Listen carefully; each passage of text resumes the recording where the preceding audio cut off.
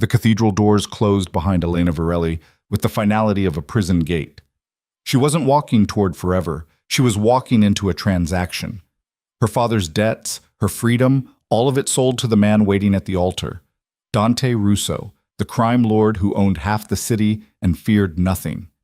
Everyone said he was ruthless, cold, a man who took what he wanted without asking. But when his dark eyes met hers, something shifted, something she didn't expect. And in that moment, Elena realized her biggest mistake wasn't agreeing to marry him. It was believing she could survive him untouched. If you're hooked, stay with me until the end. Hit that like button and drop a comment with your city so I can see how far this story travels. The organ music swelled through the vaulted cathedral, each note echoing off marble columns like a death knell. Elena Varelli kept her eyes fixed on the floor as she moved down the aisle, her hand trembling against her father's arm. The white dress felt like a costume. The flowers smelled too sweet, cloying, making her stomach turn. This wasn't a wedding. It was a surrender. "Keep your head up," her father whispered, his voice tight. "They're watching." They, the families, the businessmen, the politicians who pretended not to know what Dante Russo really did for a living. Everyone who mattered in this city had come to witness her sacrifice, dressed in their finest clothes and wearing their best poker faces. Elena lifted her chin. If she was going to be sold, she'd at least look them all in the eye while it happened. The man at the altar didn't move as she approached. Dante Russo stood with his hands clasped in front of him. His dark suit cut so perfectly it looked like armor. He was younger than she'd expected, maybe 35, with black hair swept back from a face that could have been carved from stone. Sharp jaw, straight nose, eyes so dark they were almost black, and so focused on her she felt stripped bare under his gaze. He wasn't handsome in a soft way. There was nothing soft about him. But he was striking, magnetic. The kind of man who walked into a room and everyone else became background noise. Elena's father released her arm when they reached the steps. She felt the absence of his support immediately, her knees threatening to buckle. But she forced herself to take the final step up to the altar alone. Forced herself to meet Dante's eyes. Up close, she could see the fine lines at the corners of his eyes, the faint scar along his left temple, the way his mouth was set in a hard line, like he'd forgotten how to smile years ago. "Elena." His voice was low, rough, not unkind, but not warm either. "Mr. Russo." Her voice came out steadier than she felt. "Dante," he corrected. "We're about to be married. You should use my name." The priest cleared his throat, clearly uncomfortable. Everyone in this room knew what this was. A business deal dressed up in white lace and flowers. Her father owed Dante money, more money than he could ever repay, and this was the payment.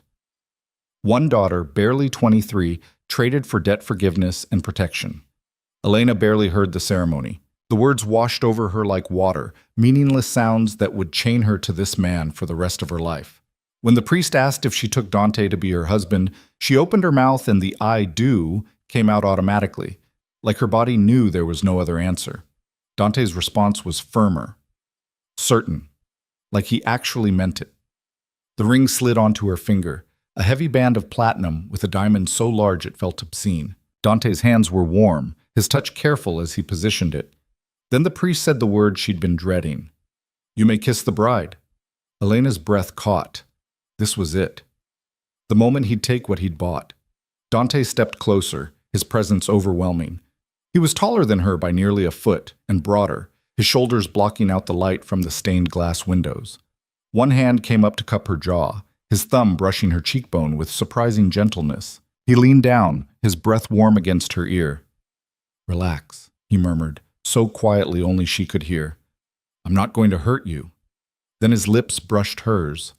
Brief, chaste, over before she could fully process it. When he pulled back, something flickered in his dark eyes, concern maybe, or calculation. But it was gone before she could identify it. The organ erupted into triumphant music. Dante took her hand and tucked it into the crook of his elbow, and they walked back down the aisle together as husband and wife. Elena felt like she was moving through a dream or a nightmare. She wasn't sure which. The reception was held in the cathedral's garden, under white tents strung with lights that looked like stars. Elena sat at the head table beside Dante, watching the guests eat and drink and pretend this was a normal celebration. Her father kept glancing at her from across the room, his expression guilty and relieved in equal measure. She hated him a little for that relief. "You should eat something." Dante's voice pulled her attention back. He gestured to her untouched plate. "It's going to be a long night." "I'm not hungry." "Eat anyway." Not quite in order, but close. "You're pale."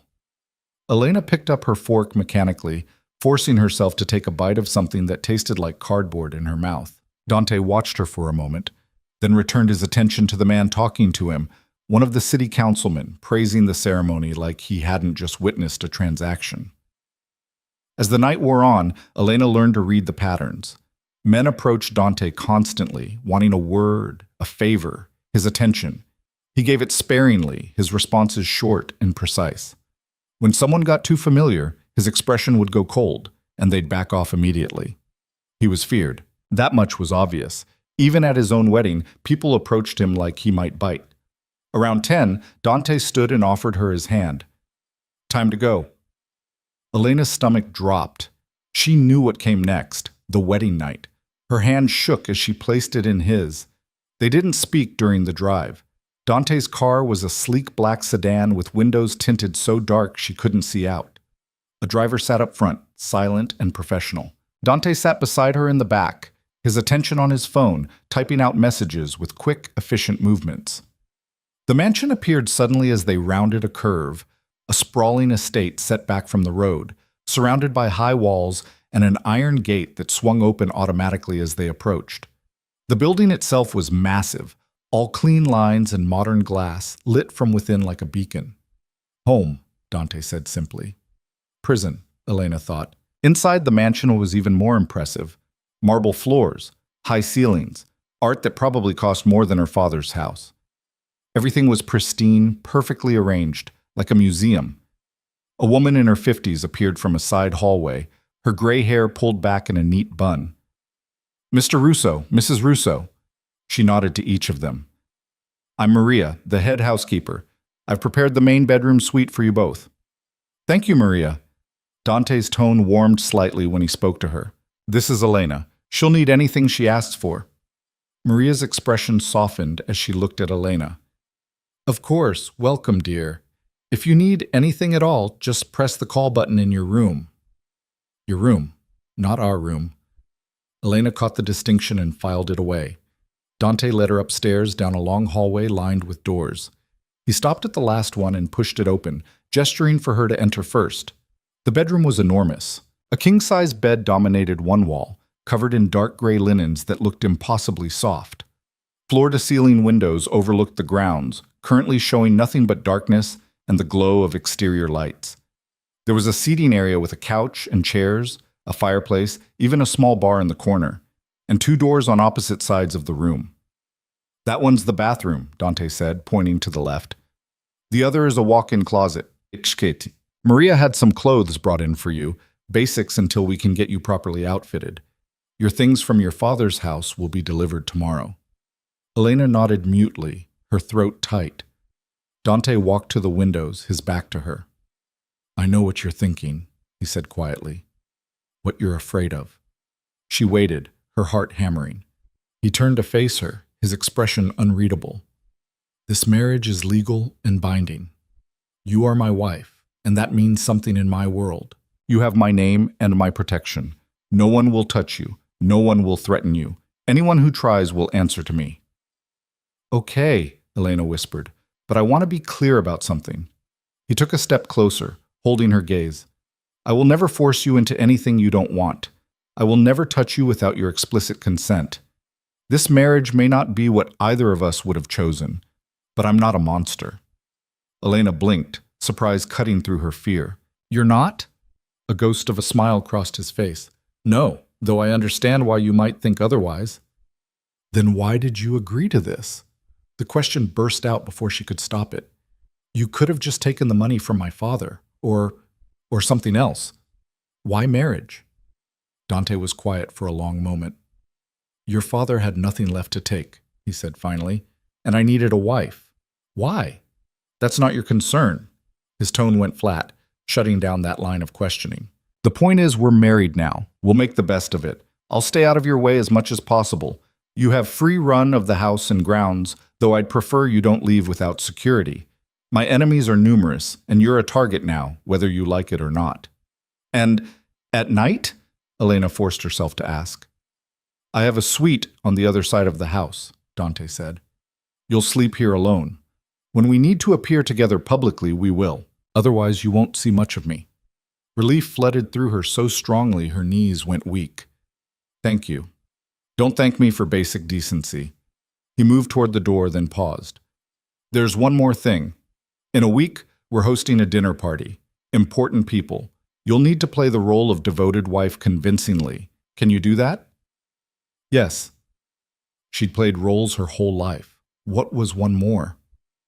Good. He opened the door. Good night, Elena. Good night. The door closed behind him with a soft click, and Elena was alone. She stood frozen for several minutes, half expecting him to come back. When he didn't, she finally moved, peeling off the wedding dress with shaking hands and leaving it in a heap on the floor. The closet did indeed have clothes, simple things, jeans and shirts and dresses, all in her size. She pulled on a soft t-shirt and pajama pants, then crawled into the massive bed. It was comfortable. Too comfortable. Everything about this place was perfect in a way that felt wrong. Elena stared at the ceiling, exhaustion pulling at her but sleep refusing to come. Today she'd become Mrs. Dante Russo, wife to a crime lord, prisoner in a golden cage. But at least he'd promised not to hurt her. That was something. Maybe the only thing. She just had to survive long enough to figure out if he was telling the truth. The next morning, Elena woke to sunlight streaming through windows she'd forgotten to cover. For a moment, she didn't remember where she was. Then it all came rushing back, the wedding, the mansion, Dante's dark eyes, and unexpected promise. She sat up slowly, taking in the room in daylight. Everything was expensive, tasteful, perfectly coordinated. A prison, but a beautiful one. There was a knock at the door. Mrs. Russo? Maria's voice, gentle. I've brought breakfast. Come in, Elena called, pulling the covers up higher. Maria entered with a tray laden with food, eggs, toast, fruit, coffee. Good morning, dear. I hope you slept well. I did, thank you. A lie, but a polite one. Maria set the tray on the small table near the windows. Mr. Russo asked me to tell you he's in his office this morning, but you're welcome anywhere in the house. There's a gym on the lower level, a library on the second floor, and the pool is heated if you'd like to swim. That's very kind. Also, a stylist will be coming this afternoon to take your measurements. Mr. Russo wants to make sure you have everything you need. Maria hesitated, then added more quietly, He's not as bad as people say, you know. He's fair, loyal to those who are loyal to him. Elena wasn't sure how to respond to that. Thank you, Maria. Left alone with breakfast she didn't want, Elena forced herself to eat. Then she showered in the massive bathroom, all marble and glass, with a shower that had more settings than she could count, and dressed in jeans and a simple sweater from the closet. Time to explore her cage. The mansion was a maze of hallways and rooms, each more impressive than the last. She found the library Maria had mentioned, a 2-story room lined with books, with leather chairs and a ladder on rails for reaching the higher shelves. The gym was state-of-the-art, equipped with machines she didn't know how to use. The pool was in a glass-enclosed room that made it feel like you were swimming outdoors. But the most interesting discovery was Dante's office. She didn't mean to find it.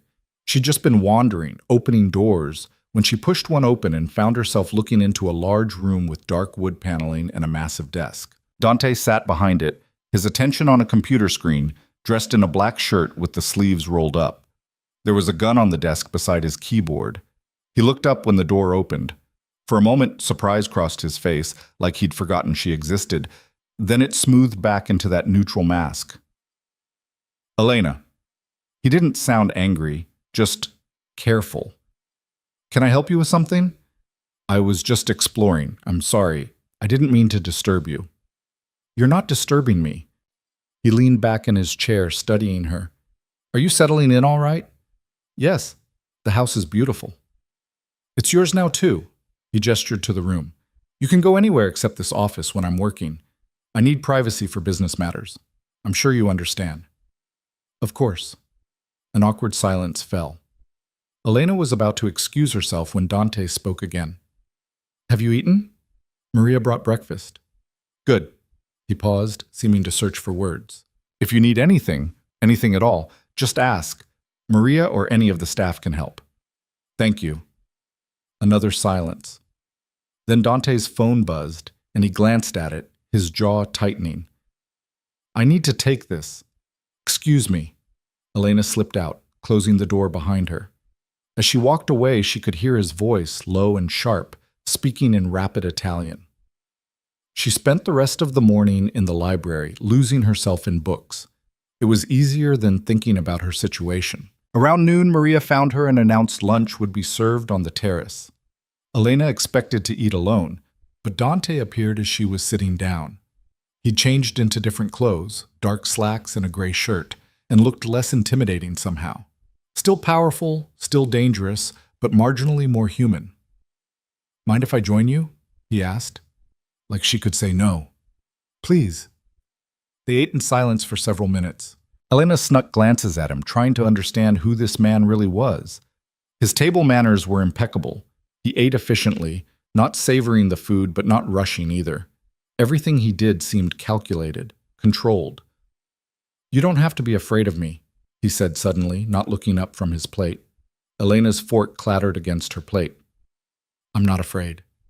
You are. Now he did look at her, those dark eyes seeing too much. I can tell. You barely breathe when I'm in the room. She couldn't deny it, so she said nothing. Dante set down his fork. Let me make something clear. I need this marriage to work, at least publicly. That means we need to be able to exist in the same space without you looking like you're about to bolt. So I'm going to ask you directly, what do you need from me to feel more comfortable? The question surprised her. I don't know. Think about it. Because we have that dinner party in a few days, and I need you to be able to stand next to me and smile without flinching every time I move. I don't flinch, Elena protested. You do. But his tone wasn't cruel. It's subtle, but it's there. I'm not blaming you. I know what people say about me. But for this to work, you need to trust that I meant what I said last night. I won't hurt you.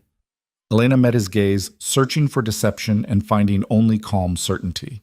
Okay, she said quietly. I'll try. That's all I ask.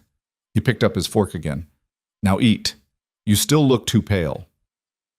The stylist arrived that afternoon, along with 2 assistants carrying garment bags and sample books. Elena spent 2 hours being measured and consulted on styles, colors, occasions. It was overwhelming, but also strangely exciting. She'd never had money for nice clothes before. Dante appeared halfway through, leaning in the doorway of the sitting room where the fitting was taking place.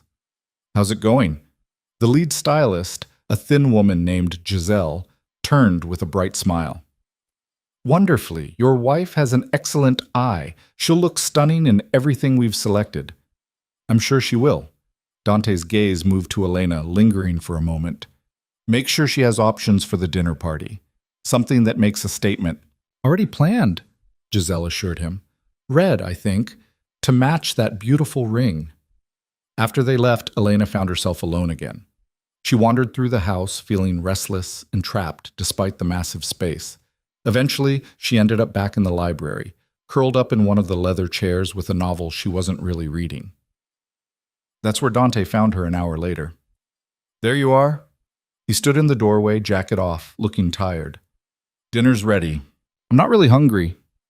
Eat anyway. The same command as last night. He walked further into the room, studying the bookshelves. You like to read? When I can. These are all yours now. Take whatever you want. He pulled a book down randomly, flipped through it, put it back. I don't have much time for fiction anymore. What do you read? Military strategy, economics, history. He shrugged. Useful things. Fiction can be useful too, Elena said quietly. It teaches you about people, how they think, what they want. Dante looked at her with something that might have been surprise. That's true. I hadn't thought of it that way. They ate dinner together in the formal dining room, a space so large their voices echoed slightly. The food was excellent, but Elena barely tasted it. She was too aware of Dante across the table, his presence dominating the space even in silence. "Tell me about yourself," he said halfway through the meal. "What do you want to know?" "Anything. Everything. If we're going to convince people this marriage is real, I should know more than your name and your father's debts." "Fair point." Elena set down her fork. "What do you want to know? What were you doing before the wedding? School? Work?" "I was finishing my degree. English literature. I wanted to teach, maybe." "Wanted?" He caught the past tense. "You can still do that." "Can I?" She couldn't keep the bitterness out completely. "I'm the wife of a crime lord now. I doubt any school would hire me." Dante was quiet for a moment. "Point taken. But you could tutor privately.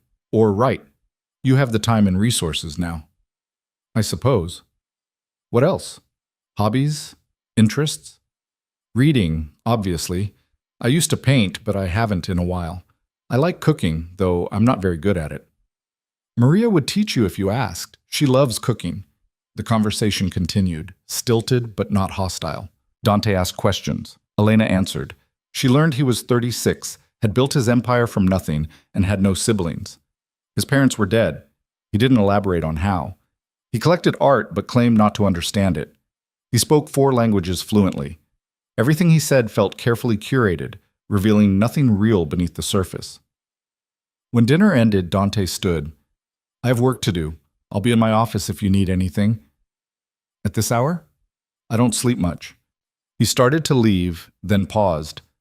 "Thank you for dinner, for trying." "You're welcome." Elena watched him go, then retreated to her bedroom. The massive space felt less intimidating now, more like a sanctuary. She changed into pajamas and climbed into bed, exhaustion finally catching up with her. As she drifted off, she thought about Dante's words. "I'm not a monster." Maybe he wasn't, but he was dangerous, and she was tied to him now, for better or worse. She just had to figure out which it would be. The next 3 days fell into a pattern. Elena would wake up, have breakfast, explore the house, or read.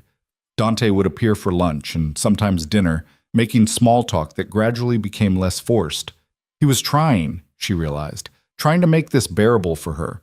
It should have been comforting. Instead, it made her wary. Men like Dante didn't do things without reason. What did he really want from this marriage? The answer came on the 4th day, when Maria informed her that Dante wanted to see her in his office. Elena's stomach clenched as she walked down the hallway. She knocked on the door, waiting for permission before entering. Dante sat behind his desk, but he stood when she came in. "Elena, thank you for coming. Sit, please." She took one of the chairs across from his desk, her hands clasped tightly in her lap. "The dinner party is tomorrow night," Dante began. "I wanted to go over a few things with you first. The guests will include some very important people, business associates, politicians, other families. They'll all be watching us, looking for weakness." "Okay." "I need you to appear confident, comfortable, like this marriage is exactly what you wanted." He paused. "Can you do that?" "I'll try." "I know it's a lot to ask." His tone softened slightly. "But it's important.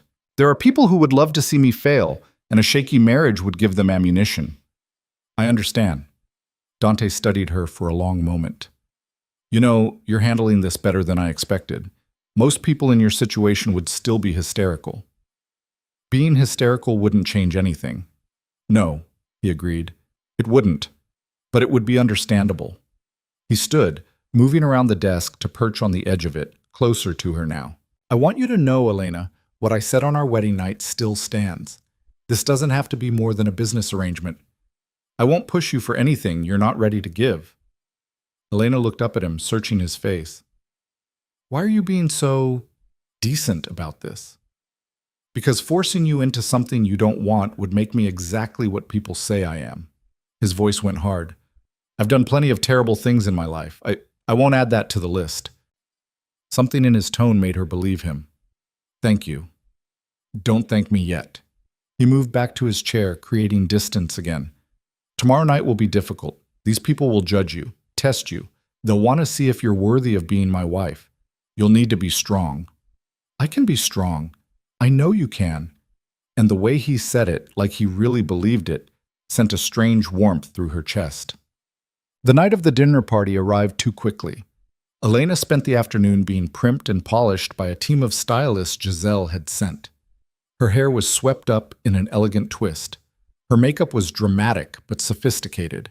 And the dress was stunning. Deep crimson silk that hugged her curves before flowing to the floor, with a neckline that showed just enough skin to be interesting without being scandalous. When she looked in the mirror, she barely recognized herself. She looked like she belonged at Dante's side. Maria appeared in the doorway, her eyes shining. "Oh dear, you look beautiful." "Thank you." Elena smoothed her hands over the silk nervously. "Is it too much?" "Not at all, it's perfect." Maria hesitated, then added, "Mr. Russo is waiting for you in the foyer." Elena took a deep breath, steeling herself. "You can do this. You have to do this." The heels made her taller as she descended the grand staircase, but she still felt small, vulnerable, until she saw Dante at the bottom, looking up at her with an expression that made her breath catch. He wore a tuxedo that fit him like it had been made for his body specifically. Probably had been. His hair was perfectly styled, his jaw freshly shaved. He looked powerful, dangerous. And when his eyes met hers, something heated flickered in their depths before he controlled it. "Elena," his voice was rougher than usual. "You look incredible." "Thank you." She reached the bottom of the stairs, acutely aware of how close they were standing. "You look very handsome." A ghost of a smile touched his lips. "Shall we?" He offered his arm. She took it, feeling the solid strength of him beneath the expensive fabric. Together, they walked toward the sound of voices and clinking glasses coming from the dining room. Here we go, Elena thought. Time to play the devoted wife. She just hoped she was a good enough actress to pull it off. The dining room glittered with crystal and candlelight, filled with people whose smiles didn't reach their eyes. Elena felt their attention turn to her and Dante the moment they entered, a collective assessment that made her skin prickle. She kept her expression calm, her hand steady on Dante's arm. "There he is!" a voice boomed from across the room. A large man with silver hair and a ruddy face approached, arms spread wide. "Dante, and this must be your beautiful bride." "Vincent." Dante's tone was cordial but cool. "Thank you for coming. Elena, this is Vincent Marconi. He runs the shipping operations at the port." "Among other things," Vincent added with a laugh that felt too loud. His eyes raked over Elena in a way that made her want to step back. "You're a lucky man, Dante. Very lucky indeed." "I know." Dante's hand moved to the small of Elena's back, a gesture that looked casual but felt protective. "If you'll excuse us, Vincent, we should greet our other guests." He steered her away smoothly, his hand warm through the thin silk of her dress. "That's the kind of man you'll meet tonight," he murmured near her ear. "Smile, be polite, but never be alone with him." "Noted." The next hour was a blur of introductions. Councilman Rodriguez, who talked about urban development while his eyes calculated political advantage. Judge Catherine Walsh, who kissed both Elena's cheeks and commented on how young she looked. Marco DeVito, who ran casinos and smelled like expensive cologne and cigars. Anthony Chen, whose tech investments made him a billionaire and whose handshake was surprisingly gentle. They all watched her, weighed her, tried to determine if she was an asset or a liability. Elena played her part perfectly. She smiled at the right moments, laughed at jokes that weren't funny, touched Dante's arm with just enough familiarity to seem natural. She could feel him relax slightly beside her as the evening progressed, his initial tension easing. "You're doing well, he said quietly as they moved toward the dining table. "Better than well." "I'm a quick learner." Clearly. His hand found hers as they took their seats at the head of the table, their fingers intertwining briefly before he released her. Even that small touch sent heat up her arm. Dinner was an elaborate affair, course after course of food Elena barely tasted. She was too focused on the conversations happening around her, the undercurrents of power and threat that ran beneath every polite word. These people were dangerous, all of them, and she was supposed to sit here and pretend she belonged. "So, Elena," Judge Walsh said from across the table, her voice carrying over the other conversations, "how are you finding married life?" Every head turned toward her. Elena felt Dante go still beside her. "It's an adjustment," she said carefully, "but a welcome one." That's diplomatic. Walsh's smile was sharp. But between us women, how is it really? Dante has quite the reputation. Catherine, Dante's voice held a warning. I'm just curious. Walsh's eyes glittered. We all are. It was such a whirlwind romance. Elena felt the trap closing. Whatever she said would be dissected, analyzed, used. She glanced at Dante, saw the tension in his jaw, the way his hand had curled into a fist on the table. Then she made a choice. I'll be honest, Elena said, meeting Walsh's gaze directly. When my father first told me about the arrangement, I was terrified. Everyone knows who Dante is, what he's capable of. I thought I was being fed to a monster. The room had gone completely silent. Dante's expression was unreadable, but she could feel the coiled energy in him, like he was preparing for a fight. Elena continued, her voice steady. But the truth is, he's been nothing but respectful, patient. He could have demanded anything from me, and I would have had no choice but to comply. Instead, he's given me space, freedom, a home that's become mine as much as his. She reached over and placed her hand on top of Dante's clenched fist, feeling the muscles loosen slightly under her touch. So yes, it's an adjustment, but not the nightmare I expected. The silence stretched for another heartbeat. Then Vincent Marconi started clapping, breaking the tension. Well said. Well said indeed. Others joined in, the applause scattered but genuine. Judge Walsh's smile had become fixed, like she'd bitten into something sour. Dante turned his hand over beneath Elena's, threading their fingers together and squeezing gently. Thank you, he murmured, too quietly for anyone else to hear. The rest of dinner passed more smoothly. People relaxed, conversations flowed, and Elena found herself almost enjoying parts of it. Almost. She caught the way men looked at her when they thought Dante wasn't watching, the speculation in their eyes. The way women assessed her jewelry, her dress, trying to calculate her worth. After dinner, guests mingled in the drawing room with drinks and cigars. Elena excused herself to the powder room, needing a moment away from the scrutiny. The bathroom was as elegant as the rest of the house. Marble and gold fixtures, a mirror framed in ornate scrollwork. Elena stared at her reflection, barely recognizing the woman looking back. Was this who she was now? Dante Russo's wife, playing games with people who could destroy her without blinking? The door opened behind her. Elena's heart jumped, but it was only Judge Walsh, her heels clicking on the marble floor. That was quite a performance at dinner, Walsh said, touching up her lipstick in the mirror. I was just being honest. Were you? Walsh capped her lipstick, turning to face Elena directly. Or was it a very clever piece of theater designed to make Dante look less like the ruthless bastard we all know he is? Elena kept her expression neutral. Why would I do that? Because you're smarter than you look. Walsh moved closer, invading Elena's space deliberately. Let me give you some advice, girl to girl. Men like Dante don't change. They don't suddenly become good husbands just because they put a ring on your finger. Whatever he's showing you now, it's an act. Eventually you'll see who he really is, and by then, it'll be too late to run. I'm not planning to run. Everyone plans to run eventually. Walsh's smile was pitying. Some just don't make it out. She left, her perfume lingering in the air like poison. Elena gripped the edge of the sink, her hands shaking slightly. Was Walsh right? Was she being naive, believing Dante's promises? When she returned to the drawing room, Dante was deep in conversation with Anthony Chen and Marco DeVito. His eyes found her immediately, though, tracking her movement across the room with an intensity that made her breath catch. She gave him a small smile, trying to signal she was fine. His expression said he didn't believe her. The party finally began winding down around midnight. Guests made their farewells, praising the evening and making promises to see each other soon. Elena's face hurt from smiling. Her feet ached in the heels, and exhaustion pulled at her like a physical weight. Finally, the last guest left. The door closed, and Elena sagged against the wall, her careful composure cracking. You did beautifully, Dante said, shrugging off his jacket. I mean it. You were perfect. I don't feel perfect. I feel like I just ran a marathon. These events are exhausting, even for me. He loosened his tie, the gesture somehow intimate in the quiet house. Come on, let's get you upstairs. They climbed the staircase together, neither speaking. When they reached Elena's bedroom door, Dante paused. "What Judge Walsh said to you in the bathroom," he began. "I saw her follow you. I'm assuming it wasn't pleasant." "You assume correctly. She's trying to scare you, drive a wedge between us."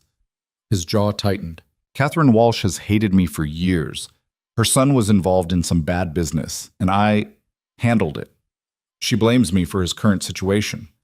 What situation? He's in prison. Dante's tone was flat. Where he belongs. Elena absorbed this. She said you'll eventually show your true colors, that I'm naive for believing otherwise. And what do you believe? She looked up at him, studying his face in the dim hallway light. I don't know yet, but I don't think you're a monster. If you were, you wouldn't have given me a choice.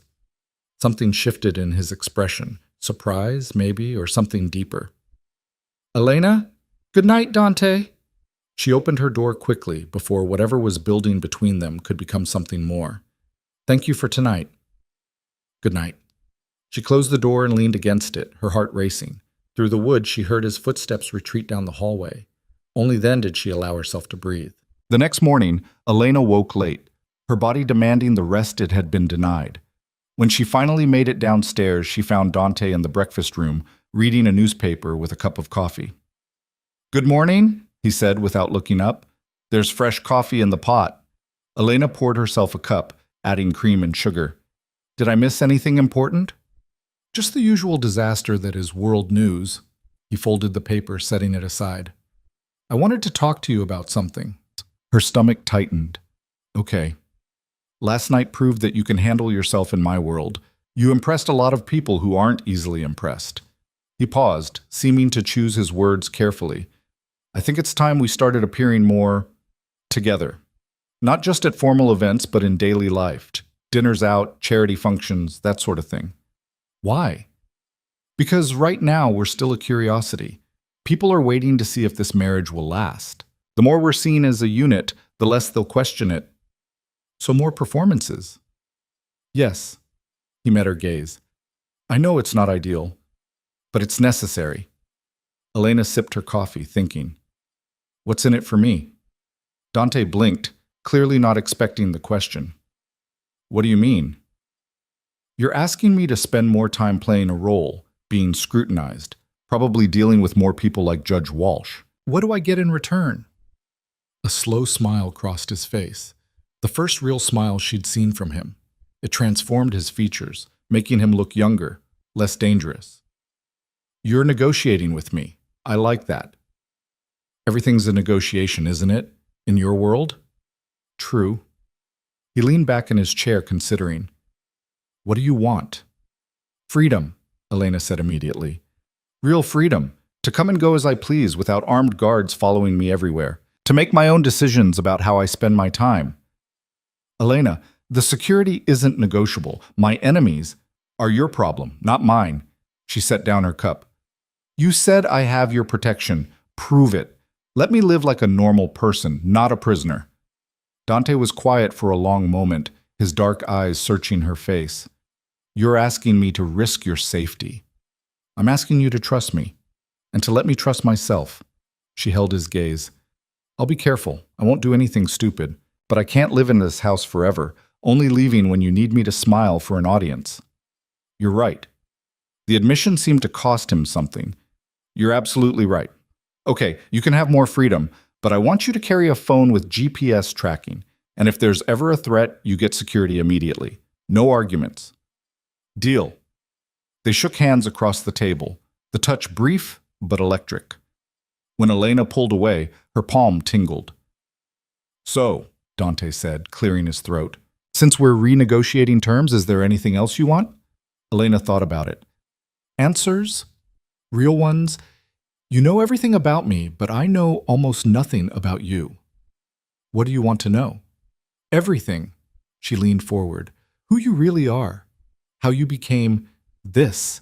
What you actually want from this marriage beyond the public appearance of legitimacy. Dante's expression shuddered slightly. Some of those answers aren't pretty. I didn't expect them to be. He studied her for another long moment, then stood. Come with me. Elena followed him through the house, past the library and the formal rooms, to a door she'd never noticed before. Dante pressed his thumb to a scanner, and the lock clicked open. Beyond was a room that looked like a command center. Multiple screens showed security feeds from around the property and what looked like other locations throughout the city. A desk held several computers and stacks of files. Maps covered one wall, marked with pins and notes. "This is the real heart of my operation," Dante said, closing the door behind them.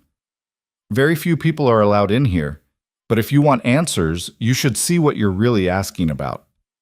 Elena moved to the maps, studying the markers.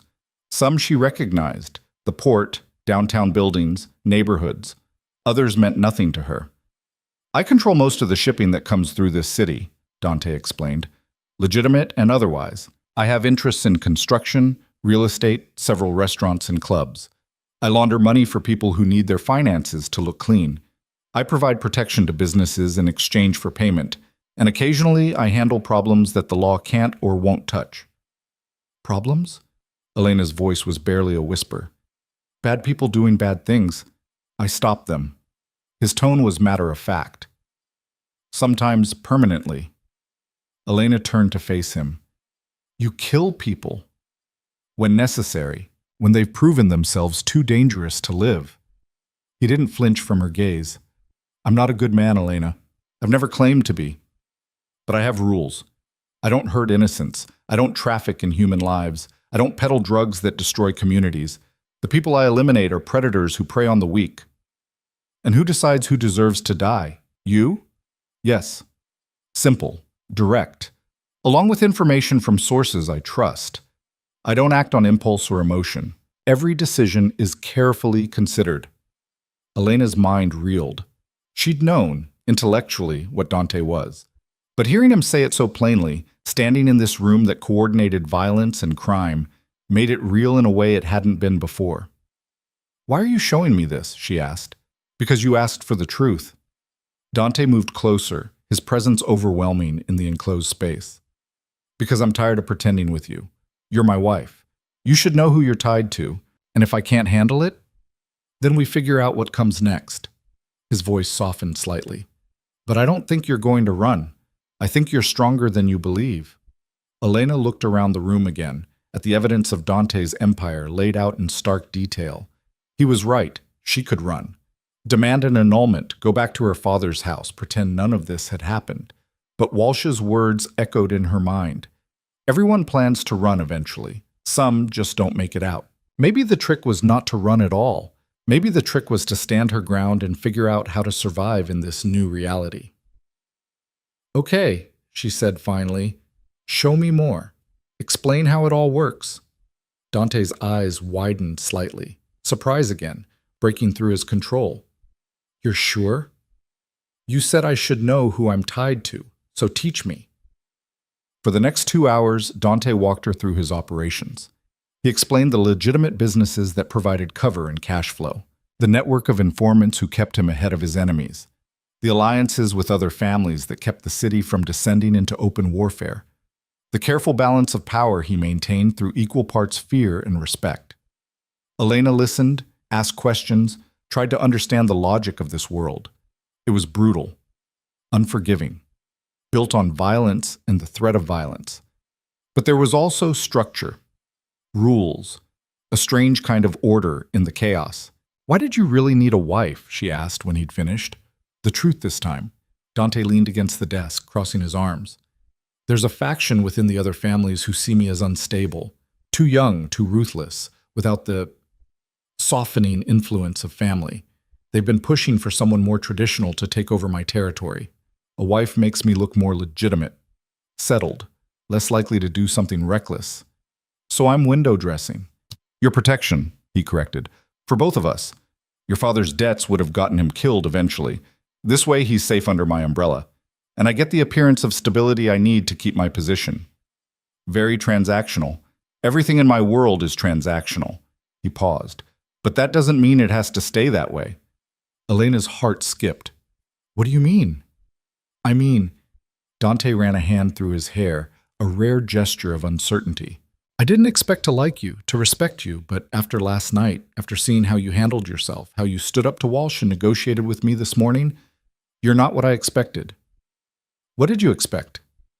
Someone weaker, someone who would need to be managed and controlled. His gaze was intent on her face. But you don't need managing, you need partnership. The word hung between them, loaded with possibility. Is that what you're offering? Elena asked carefully. Partnership? I don't know yet. Dante's honesty was jarring, but I think it could be, if we're both willing to try. Before Elena could respond, an alarm beeped from one of the computers. Dante moved to check it, his expression darkening as he read the screen. What is it? Elena asked. Security breach. Someone tried to access the eastern gate. He was already pulling out his phone, typing rapidly. Probably nothing, but I need to check it out. Should I? Stay here. Lock the door behind me. He moved toward the exit, then paused. Elena, thank you for listening, for not running. I'm not going to run, she said, surprised by how much she meant it.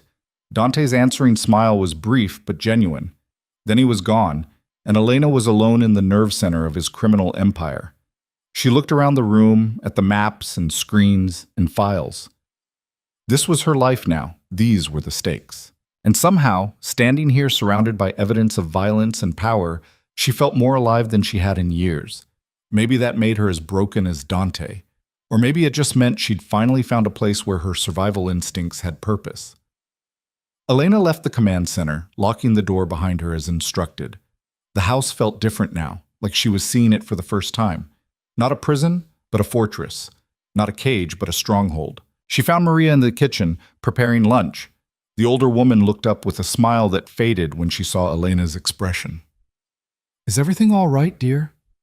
I don't know, Elena said honestly. Maria, can I ask you something? Of course. How long have you worked for Dante? 15 years.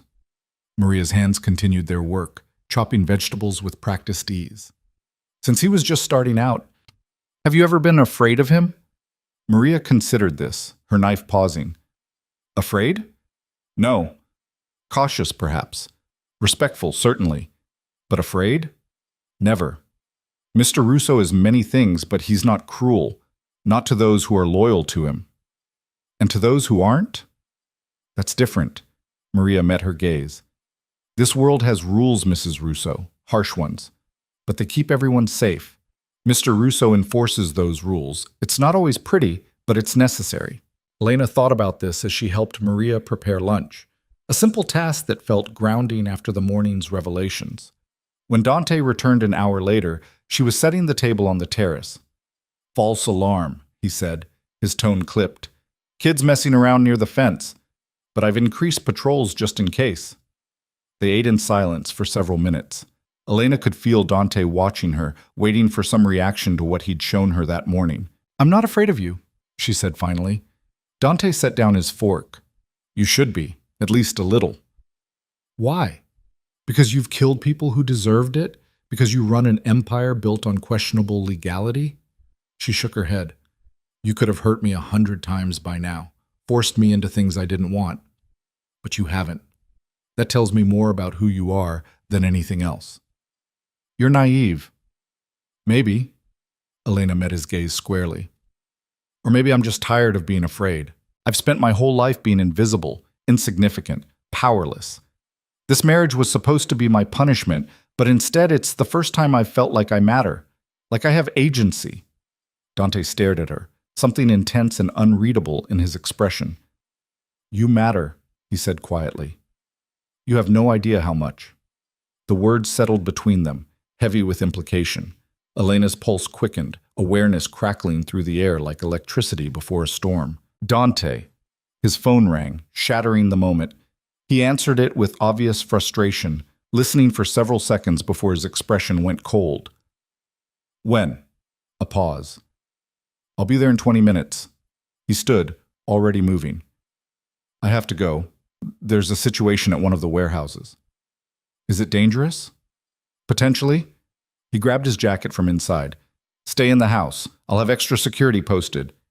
Be careful. He paused at that, turning back to look at her. I will. Then he was gone, the sound of his car starting moments later. Elena stood alone on the terrace, watching the sun begin its descent toward the horizon. Something had shifted between them today, something that felt both dangerous and inevitable. She was Dante Russo's wife, not just in name, but in reality. And that reality was far more complicated than she'd ever imagined. The question was, did she have the courage to fully step into it? As evening fell and Dante still hadn't returned, Elena found herself pacing the library, unable to settle. Every car sound made her jump. Every shadow seemed threatening. It was after 9 when she heard the door open. She rushed to the foyer, relief flooding through her when she saw Dante, until she noticed the blood on his shirt. "You're hurt," she said, moving toward him without thinking. "It's not mine." But he looked exhausted, his usual control frayed at the edges. "Someone tried to hijack one of my shipments. We handled it." "Handled it how?" "You don't want to know." "Yes, I do." Elena reached for his hand, noticing scraped knuckles. "Come on, let's get you cleaned up." She led him upstairs to his suite, the first time she'd entered his private space. It was similar to hers, but darker, more masculine, with fewer personal touches. She pushed him toward the bathroom. "Sit," she ordered, pointing to the edge of the massive tub. Dante obeyed, too tired to argue. Elena found a first aid kit under the sink and knelt in front of him, carefully cleaning the scrapes on his hands. "You don't have to do this," he said quietly. "I know." She dabbed antiseptic on a particularly bad scrape, feeling him tense. "But we're partners, right? That's what partners do." Dante's hand came up, catching her chin gently, tilting her face up to meet his gaze. "Elena, I need you to understand something. What I do, the life I lead, it's dangerous. People want me dead, and by extension, they want to hurt you to get to me. Are you really prepared for that?" "I don't know," she admitted, "but I'm here, and I'm not going anywhere."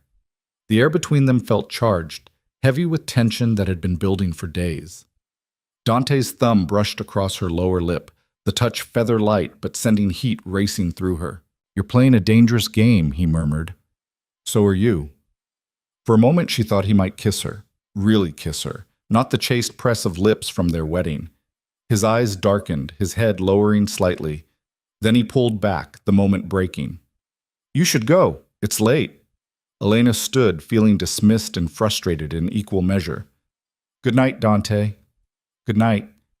She left him sitting in his bathroom, blood on his shirt and shadows in his eyes.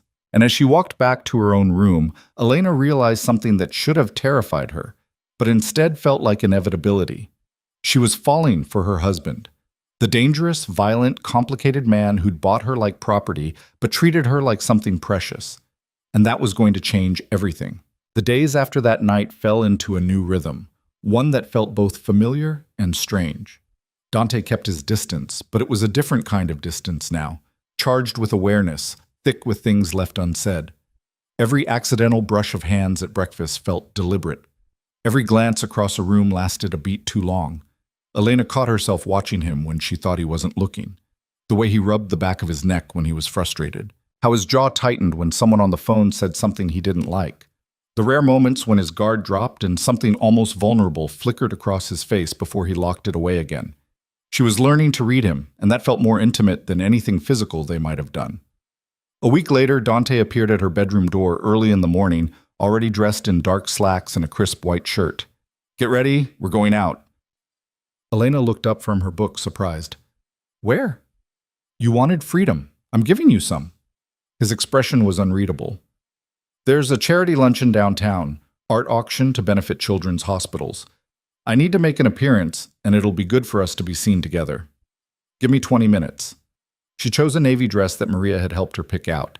Elegant but not showy, with a hemline that hit just above her knees. When she came downstairs, Dante was waiting by the door, his eyes tracking over her in a way that made her skin heat. "You look nice," he said, the compliment simple but genuine. "So do you." The drive downtown gave Elena her first real look at the city beyond the mansion's walls.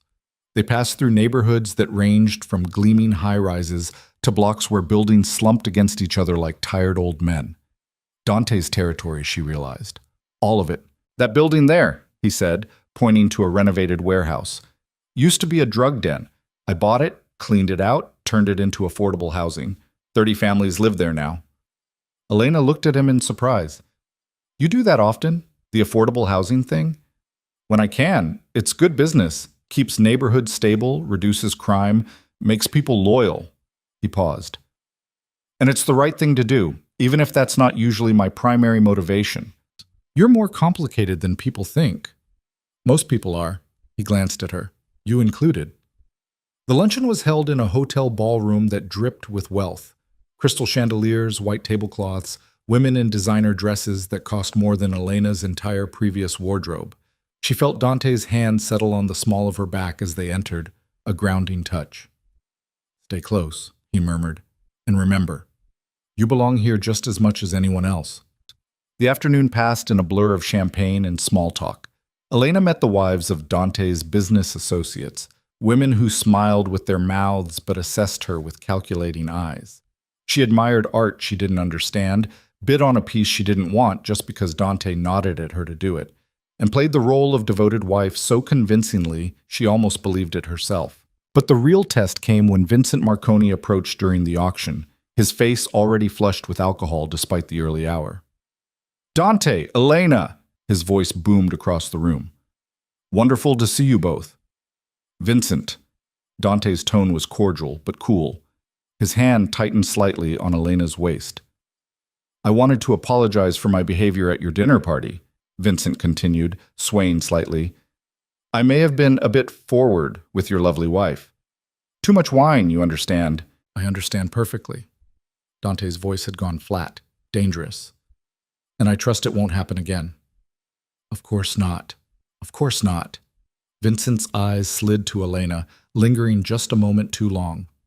"Though I can hardly blame myself. If I had a wife that beautiful, I'd keep her locked up tight. Can't be too careful." Elena felt Dante go rigid beside her. The temperature in their immediate vicinity seemed to drop 10 degrees. Several nearby conversations faltered as people sensed the shift. "Careful, Vincent," Dante said quietly. "You're dangerously close to insulting my wife, and I take insults to my wife very personally." Vincent's smile faltered. "I didn't mean—" "I think you did." Dante stepped forward, and despite being shorter than Vincent by several inches, he somehow seemed larger, more threatening. "Let me be very clear. Elena is not property to be locked up. She's not a possession to be commented on. She's my wife, and she deserves your respect." "Failed to show it again, and we're going to have a very different kind of conversation. Do you understand me?" The ballroom had gone quiet. Everyone was watching now, waiting to see how this would play out. Vincent's face had gone from flushed to pale. "I understand. My apologies, Mrs. Russo. I meant no disrespect." "Apology accepted," Elena said, her voice steady despite her racing heart. Dante held Vincent's gaze for another long moment, then nodded. "Enjoy the rest of the auction, Vincent." They walked away, Dante's hand still at Elena's back, and gradually the conversations around them resumed. But Elena could feel the stares, hear the whispers. Dante had just made a very public statement about her value to him. "You didn't have to do that," she said quietly when they were out of earshot. "Yes, I did." His jaw was still tight. Vincent needed to understand the line. They all did. The line? That you're not to be touched, not to be threatened, not even to be looked at wrong. He stopped walking, turning to face her. "You're under my protection, Elena. That means something in this world. It means you're untouchable." "I'm not fragile." "I know you're not. But that doesn't mean I'm going to stand by while someone like Vincent treats you like an object." His expression softened slightly. "You stood up for me at the dinner party. This is me standing up for you."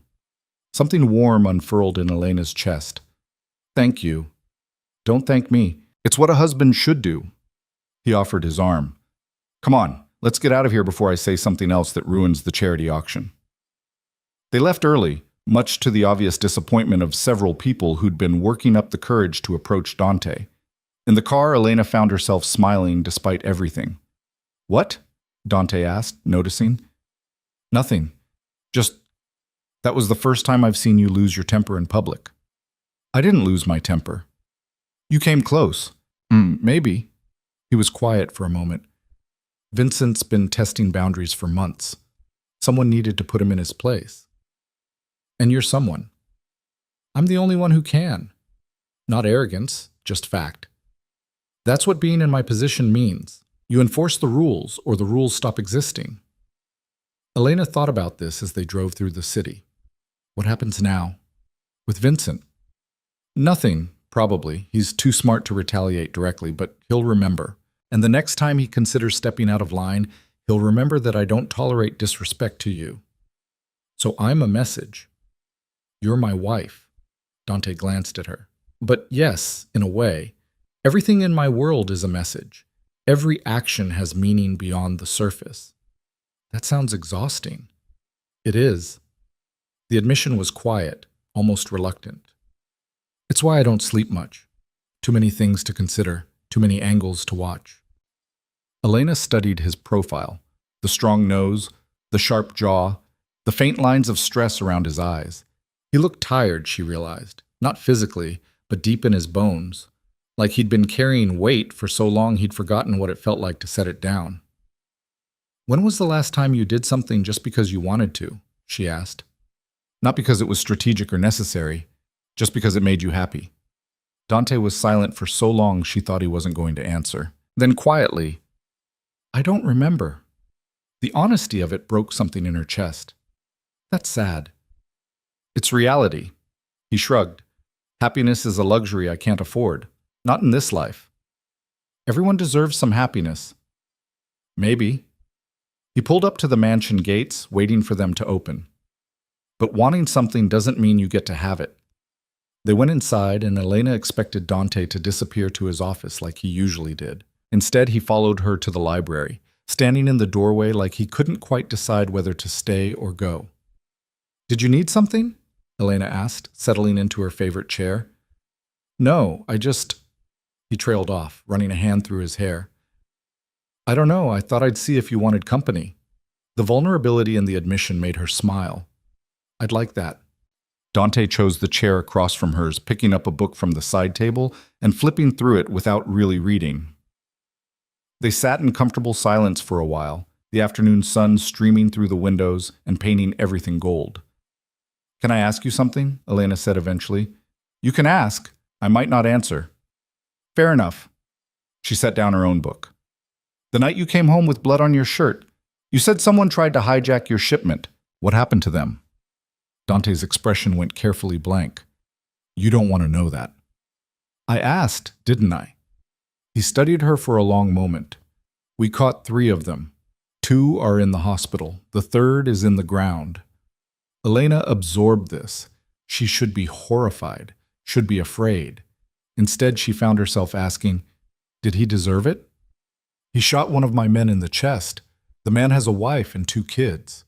Dante's voice was flat. So yes, he deserved it. Do you ever regret it? The violence?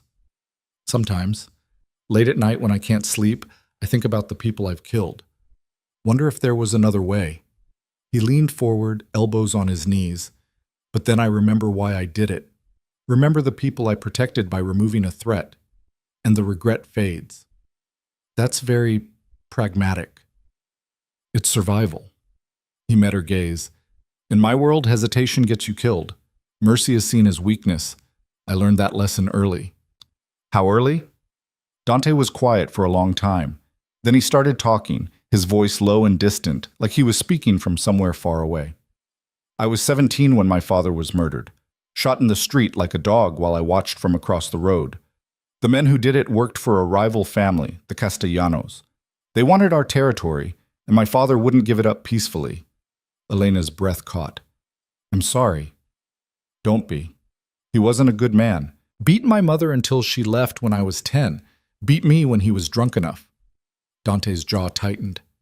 But he was still my father, and they killed him to send a message to everyone else, that the Castellanos were in charge now. What did you do? I went to war. Simple words, but weighted with history. Spent 5 years hunting down everyone involved, started with the men who pulled the trigger and worked my way up to the Castellano family leadership. By the time I was done, they were broken. And I had their territory, their businesses, their power. You were 22. 23 by the end. He looked at her directly. So yes, Elena, I'm dangerous, I'm violent. I've done things that would make you sick if you knew the details. But everything I've done has been for a reason. To protect what's mine. To survive in a world that eats the weak. Elena should be running, should be demanding he let her go, Annul the marriage, anything to get away from a man who spoke so casually about murder and revenge. Instead, she found herself understanding him in a way that probably said terrible things about her own character. "I don't think you're a monster," she said quietly. "Then you're not paying attention." "I am. I'm paying very close attention." She stood, moving to kneel in front of his chair, looking up at him. "And I see someone who's been surviving for so long he's forgotten how to live. Someone who's so busy protecting everyone else that he never protects himself." Dante's hand came up, cupping her face with surprising gentleness. "You don't know what you're talking about." "Don't I?" She leaned into his touch without thinking. When was the last time someone took care of you, Dante? When was the last time you let anyone close enough to try? His thumb brushed across her cheekbone, the touch sending shivers down her spine. "That's not how my life works." Maybe it should. The air between them felt heavy, charged with possibility. Dante's dark eyes searched her face, and Elena could see the war happening behind them. Want versus control, desire versus discipline. "Elena," he said, his voice rough, "you need to move. Right now." "Why?" "Because if you don't, I'm going to kiss you, and I'm not sure I'll be able to stop." Elena's heart hammered against her ribs. She should move, should maintain the distance they'd carefully constructed. Instead, she stayed exactly where she was. "Then don't stop," she whispered. Dante made a sound low in his throat, half frustration, half surrender. Then his mouth was on hers, and everything else fell away. This wasn't the chaste press of lips from their wedding. This was hunger, need, weeks of tension finally finding release. His hand slid into her hair, tilting her head back as he deepened the kiss. Elena's hands came up to grip his shoulders, anchoring herself against the onslaught of sensation. He kissed like he did everything else, with absolute focus and devastating control. But beneath the control, Elena could feel something wilder straining to break free, something that wanted to consume and possess and claim. When they finally broke apart, both breathing hard, Dante rested his forehead against hers.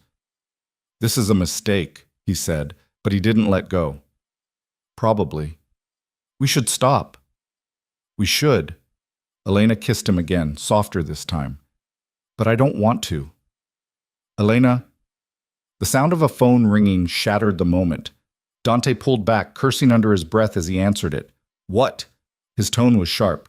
Then his expression changed, going from irritated to cold in an instant. "When? Where?" A pause. "I'm on my way."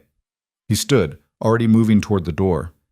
"I have to go. There's been an incident at one of the clubs." "What kind of incident?" "The kind that requires my immediate attention."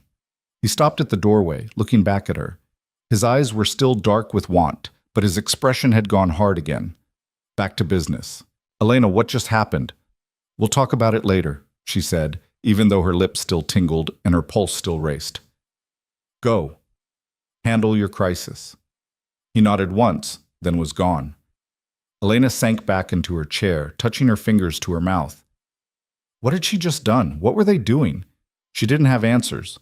All she knew was that everything had changed again. The careful distance they'd maintained had shattered, and there was no putting it back together. The question was, what would they build in its place? Hours passed with no word from Dante. Elena tried to read, to watch television, to do anything that would distract her from replaying that kiss over and over in her mind. Nothing worked. Around midnight, she gave up on sleep and went downstairs for water. That's when she heard voices coming from Dante's office. His voice, low and angry, and another she didn't recognize. "Told you this would happen. You can't keep pushing them without consequences." "I know what I'm doing, Marco." Dante's voice was tight with controlled fury. "The Castellanos are testing boundaries. If I don't respond, they'll see it as weakness. And if you respond too aggressively, you'll start a war. There's already a war. We're just deciding how it's going to be fought." Elena's hand froze on the banister. The Castellanos. The family that killed Dante's father. They were making moves against him. "What about your wife?" Marco asked. "She's a vulnerability now. Everyone knows it after that scene with Vincent at the auction." "Elena is off limits. Everyone knows that too. Knowing it and respecting it are different things. If the Castellanos want to hurt you, she's an easy target." Then they'll die trying. The finality in Dante's tone sent chills down Elena's spine. No one touches her. I don't care who they are or what they think they can get away with. Elena is protected. Understood? Understood. But Dante, you're getting attached. That makes you vulnerable. I'm handling it. Are you? Because from where I'm standing, it looks like you're falling for your own wife. And in our world, that's dangerous. Silence. Elena held her breath, waiting for Dante's response. Get out, Dante said finally. I'll handle the Castellanos. You focus on securing the shipments. Elena heard footsteps and quickly ducked into the kitchen before Marco could see her. She waited until she heard the front door close, then made her way back toward the stairs. Dante was standing in the hallway outside his office, still dressed in the blood-spattered clothes he must have been wearing when he left. He looked exhausted, dangerous, and somehow still impossibly magnetic. How much did you hear? He asked without turning around. Enough. No point in lying. The Castellanos are coming after you.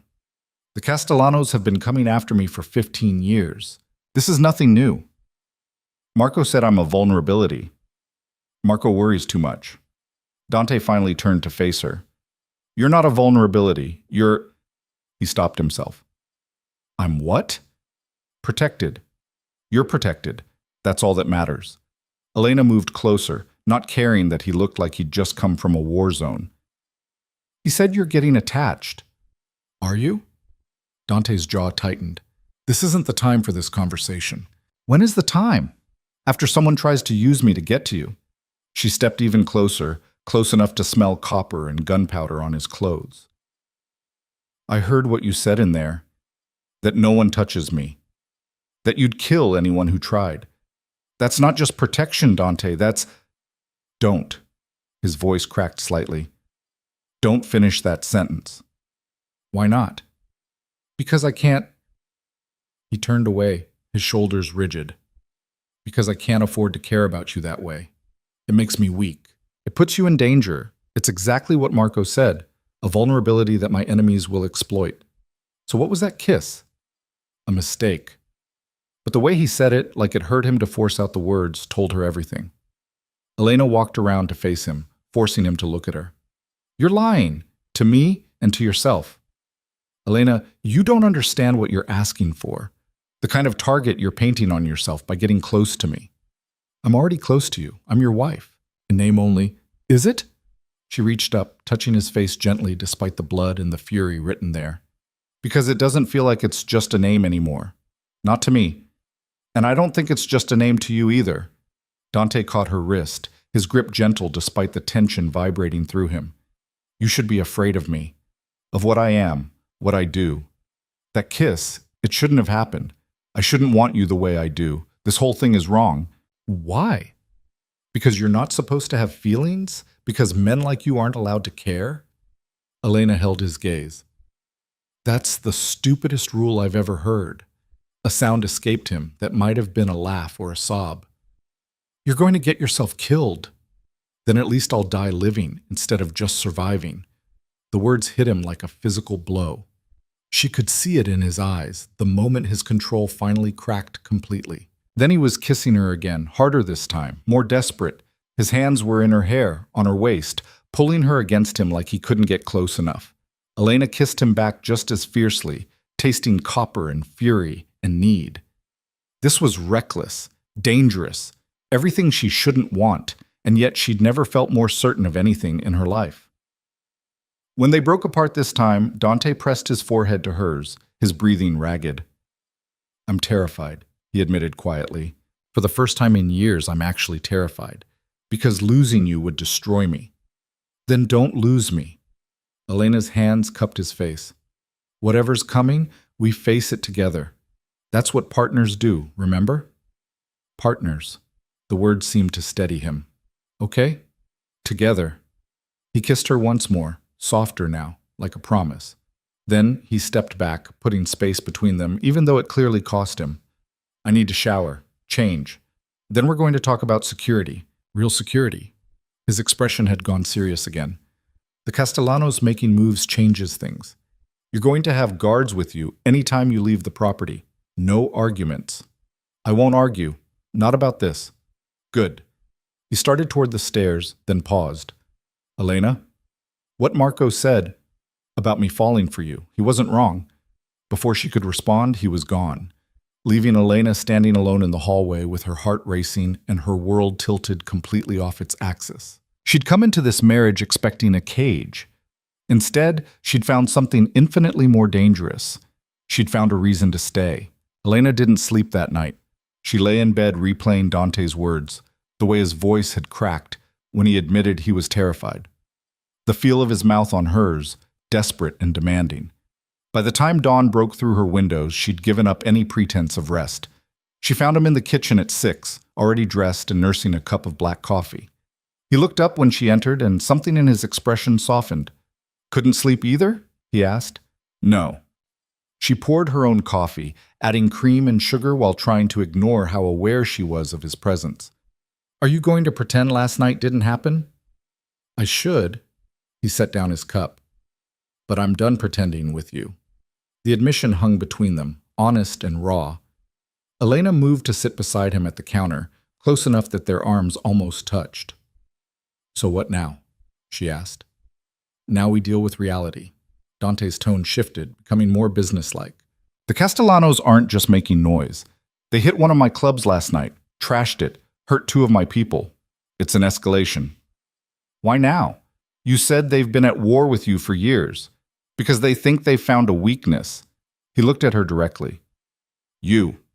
They saw what happened at the auction with Vincent. They know I defended you publicly, and now they're going to test whether I meant it. Elena's stomach tightened. By coming after me. They'll try, but I won't let them get close. He pulled out his phone, showing her a security feed. I've doubled the guard rotation. There are cameras on every entrance, motion sensors on the perimeter. No one gets in or out without us knowing about it. You're turning this place into a fortress. I already had. Now I'm just making it tighter. He closed the phone. Elena, I need you to promise me something. Promise. If anything feels wrong, if you see anyone suspicious, if something happens that scares you, you call me immediately. Not security, me. Understood? Understood. I mean it. His hand found hers on the counter, threading their fingers together. I can't lose you. I won't survive it. The vulnerability in his voice made her chest ache. You won't lose me. I'm not that easy to get rid of. A ghost of a smile touched his lips. No, you're not. He stood, pulling her up with him. Come on, I want to show you something. He led her to the command center, the room where he'd first shown her the truth of his empire. But this time he pulled up different screens. Blueprints of the mansion, safe routes, emergency protocols. If something happens and we get separated, you follow this path. His finger traced a route on the screen. Through the kitchen, down to the wine cellar. There's a door behind the last rack that leads to a tunnel. It comes out 2 blocks away in a building I own. There's always a car waiting there with keys in the ignition and cash in the glove box. Elena stared at the elaborate escape plan. You've really thought this through. I've had years to plan for every possible scenario. He pulled up another screen showing various safe houses scattered throughout the city. If we can't get back here, these are the backup locations. They're all stocked with supplies, weapons, everything we'd need to lay low for a while. We? Yes, we. He turned to face her fully. I told you we're partners now. That means if I run, you run with me. If I fight, you're protected. There's no scenario where I leave you behind. Elena's throat felt tight. Why are you telling me all this? Because I need you to be prepared. I need you to know that no matter what happens, I have a plan to keep you safe. His hands came up to frame her face. And because I need you to trust me. Can you do that? I already do. The words came easier than they should have. I don't know why, but I do. Dante kissed her then, slow and deep, like he was trying to memorize the taste of her. When he pulled back, his dark eyes were intense. I have to go out today. Meetings with the other families trying to de-escalate before this turns into open warfare. I need you to stay here. Don't leave the property for any reason. How long will you be gone? Most of the day. Maybe into the evening. He brushed a strand of hair back from her face. I know you hate being confined, but just for today, please, let me handle this without worrying about where you are. Okay. She caught his hand, holding it against her cheek. Be careful. Always am. He kissed her forehead, then her lips, then stepped back like it physically hurt him to create distance. Maria will be here if you need anything. And Elena, the security team has orders to shoot first and ask questions later if anyone tries to breach the perimeter, so don't go wandering outside. That's comforting. It's realistic. He grabbed his jacket from the back of a chair. I'll call you when I can. Then he was gone, and Elena was left alone in a house that suddenly felt too big and too quiet. She spent the morning trying to distract herself. She read, but couldn't focus. Attempted to paint in the art studio she'd discovered on the third floor, but her hands were too restless. Finally, she ended up back in the library, curled up in Dante's chair because it smelled like him, expensive cologne and something darker, more essential. Around noon, Maria brought lunch and tried to make conversation, but Elena's mind was elsewhere. Somewhere in the city, Dante was negotiating with people who wanted him dead. People who would use her to hurt him if they got the chance. The thought made her feel helpless in a way she hated. She'd spent so much of her life powerless, at the mercy of circumstances she couldn't control. This marriage was supposed to be more of the same, another situation where she had no agency, no choice. But instead, it had become something she wanted to fight for, someone she wanted to protect. The irony wasn't lost on her. Her phone rang at 2, Dante's name flashing on the screen. She answered immediately. How's it going? She asked. About as well as expected, which is to say, terribly. He sounded tired. The Castellanos are refusing to back down. They want compensation for territory they claim I took from them 15 years ago. That's ridiculous. You won that territory fairly. Fairly is relative, but yes, their claim has no merit. This is just posturing. They want to see if they can push me into a corner. He paused. How are you holding up? I'm fine. Bored, but fine. Bored is safe. I'll take bored. Background noise filtered through the phone. Voices, car horns. I have to go. Another meeting in 10 minutes. But I wanted to hear your voice. The admission made her smile despite everything. I wanted to hear yours too. I'll be home as soon as I can. Stay inside, Elena. Promise me. I promise. After he hung up, Elena paced the library restlessly. Outside the windows, she could see security guards making their rounds, their presence both reassuring and unsettling. She was safe here, trapped, but safe. The afternoon dragged on. Elena tried to nap but couldn't settle, tried to eat dinner but had no appetite. By 7, she was climbing the walls with nervous energy. That's when the lights went out. One second, the mansion was bright with evening illumination. The next, everything went dark. Complete, absolute darkness. Elena's heart kicked into overdrive. She fumbled for her phone, using its flashlight to navigate out of the library. Maria? She called. Maria, what happened? No response. The silence was wrong. Even with the power out, there should be noise, guards calling to each other, generators kicking on, something. Instead, there was nothing. Elena's hands shook as she pulled up Dante's number. It rang once before being cut off. No signal. She tried again. Same result. Fear spiked through her, cold and sharp. Something was very wrong. She remembered Dante's instructions from that morning. Through the kitchen, down to the wine cellar, tunnel exit 2 blocks away. She could do this. She just had to move. Elena crept toward the kitchen, her phone light showing the way. Every shadow seemed to hide a threat. Every creak of the house made her freeze. Where were the guards? Where was Maria? She'd just reached the kitchen when she heard it, the sound of breaking glass from somewhere on the first floor. Then voices, low and speaking rapid Italian. They were inside. Elena's breath caught in her throat. She killed the phone light, plunging herself into darkness, and pressed against the wall. The voices were getting closer. 2 men, maybe 3, moving through the house with purpose. Upstairs, probably. Check the bedrooms. Alive, remember. The boss wants her alive. Her alive. They were here for her. The Castellanos had sent men to take her. Elena forced herself to breathe slowly, quietly. She couldn't panic.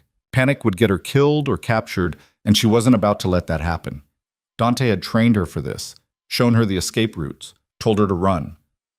So she ran. She moved through the kitchen in complete darkness, muscle memory guiding her to the door that led down to the wine cellar.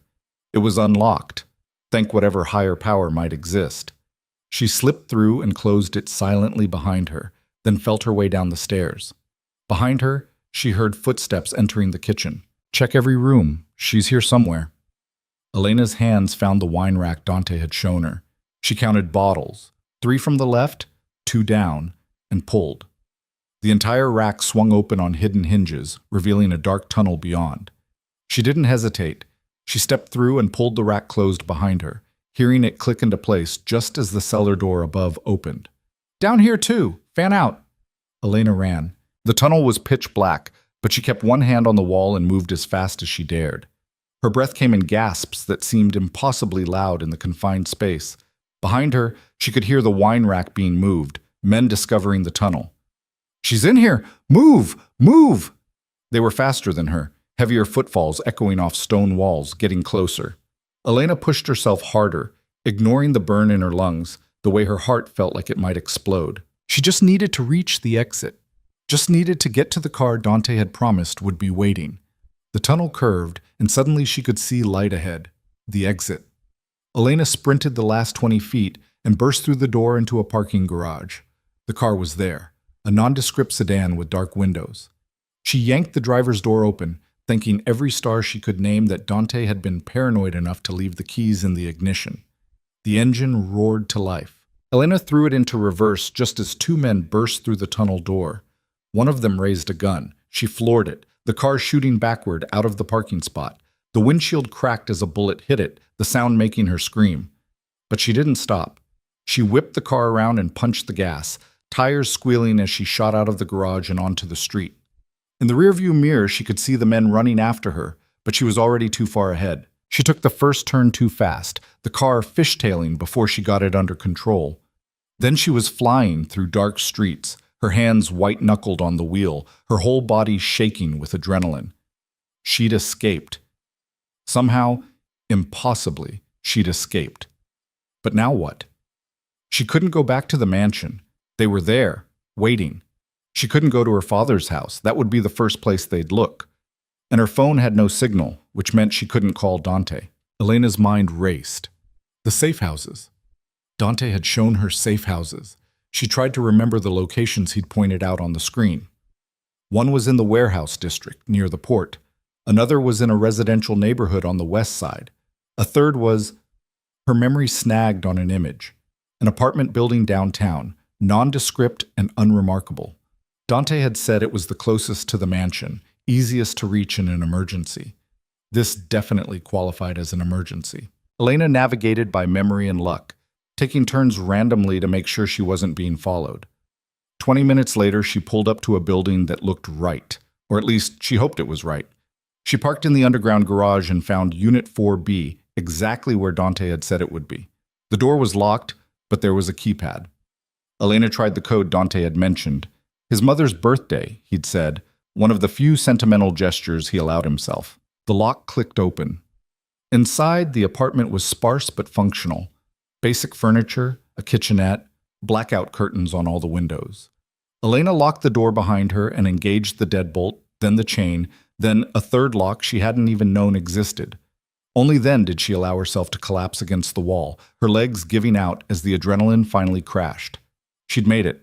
She was safe. At least for now. But Dante didn't know where she was. And if the Castellanos had taken the mansion, if they'd hurt or killed his people getting to her, he was going to lose his mind. Elena checked her phone again. Still no signal. She tried the landline on the wall. Dead. They'd cut communication somehow, isolated the mansion before attacking, which meant Dante had no idea what was happening. For all he knew, she'd been taken. Or worse. She had to get word to him somehow. But how? She couldn't leave. They might be watching the building. Couldn't call. No signal. Couldn't... Wait. The computer. There was a laptop on the desk in the corner, and if this safe house was anything like the command center at the mansion, it would have secure internet access. Elena powered it up, her hands still shaking. The screen came to life. prompting for a password. She tried Dante's mother's birthday again, and incredibly, it worked. The desktop was bare except for one folder labeled Emergency Protocols. Inside was a single program, an encrypted messaging system. Elena opened it and found Dante's contact information already programmed in. She typed quickly, Safe House 4B, Mansion Compromised. Men came for me, but I escaped. Not hurt. Don't know status of guard/Maria. Be careful. She hit send and waited, staring at the screen. Seconds ticked by. Then a minute. 2. Had it gone through? Was he getting her messages? Finally, 3 dots appeared, indicating he was typing. Elena's breath caught. The response came through. Thank Christ, stay there, don't move, don't open the door for anyone except me. I'm coming. Elena. How long? Dante. 20 minutes. Elena, I'm sorry. I'm so sorry. This is my fault. Elena. Not your fault. They would have come eventually. Just get here safe. Dante. I will. And then I'm going to burn their entire family to the ground. The message sent chills down her spine. She'd never heard such cold fury, not even in person. Whatever control Dante had been maintaining, it was gone now. The Castellanos had crossed a line, and they were going to pay for it. Elena closed the laptop and moved to the window, peering through a gap in the curtains. The street below looked normal, people walking dogs, cars passing by, life continuing like her world hadn't just been turned inside out. She checked the time. 18 minutes since Dante's last message. She paced the small apartment, unable to settle. Every car that passed might be him, or might be them, come to finish what they'd started. At exactly 20 minutes, she heard footsteps in the hallway outside. Heavy, purposeful. Then a knock. 3 sharp raps followed by 2 quick ones. A code Dante must have established for exactly this situation. Elena rushed to the door, checking the peephole. Dante stood there, flanked by 2 large men in suits she recognized as his personal security. His expression was devastating, fury and relief warring for dominance. She unlocked the door and barely had time to open it before Dante was through, pulling her into his arms so hard it hurt. His hands were everywhere, her face, her hair, her back, like he needed physical proof she was whole and unharmed. You're okay, he said, the words more for himself than her. You're okay, you're okay. I'm okay. Elena wrapped her arms around him, feeling him shake. I followed the plan, just like you showed me. I know you did. He pulled back just enough to look at her, his eyes scanning her face for injuries. Did they touch you? Did they hurt you at all? No, I got out before they could catch me. The tunnel? Yes. They found it after I went through, but I had enough of a head start. She touched his face, feeling the tension vibrating through him. Dante, Maria, the guards. I don't know what happened to them. Marco's at the mansion now with a full team. He'll find them. Dante's jaw was tight. But that doesn't matter right now. All that matters is you're safe. What happens now? Now? His expression went cold, dangerous. Now I show the Castellanos what happens when they come after what's mine. He turned to the 2 men who'd come with him. Get her to the secondary location, the one outside the city. Full security detail. No one in or out without my explicit authorization. Wait, what? Elena grabbed his arm. You're not coming? I have something to handle first. Dante, no, you can't go after them alone. I'm not alone. I have 50 men moving into position as we speak. His hands cupped her face. Elena, I need to do this. They violated my home, threatened my wife. If I don't respond with overwhelming force, every other family in this city will think they can do the same. Then let me come with you. Absolutely not. We're partners, not in this. His voice was firm. I won't risk you. Not for revenge. Not for anything. He kissed her hard, desperately. Please, go with Tony and Marcus. Let me do what I need to do, and then I'll come find you, and we'll figure out what comes next. Elena wanted to argue, wanted to demand he let her stay, that they face this together like he'd promised. But she could see the fear still lurking in his eyes, the knowledge that he'd almost lost her tonight. He needed to do this. Needed to eliminate the threat so completely that no one would ever try again. Okay, she said finally. But Dante, Come back to me. Whatever you have to do, however you have to do it, just come back." "I will." He kissed her again, softer this time. "I promise." Then he was gone, and Tony and Marcus were escorting her out a back exit to a car with dark windows and bulletproof glass. As they drove through the city toward whatever secondary location Dante had arranged, Elena stared out at the passing lights and tried not to think about what was coming. Dante had shown her restraint and control for weeks, had carefully maintained his civilized facade even when she knew the violence simmered beneath. But tonight, that facade had cracked completely.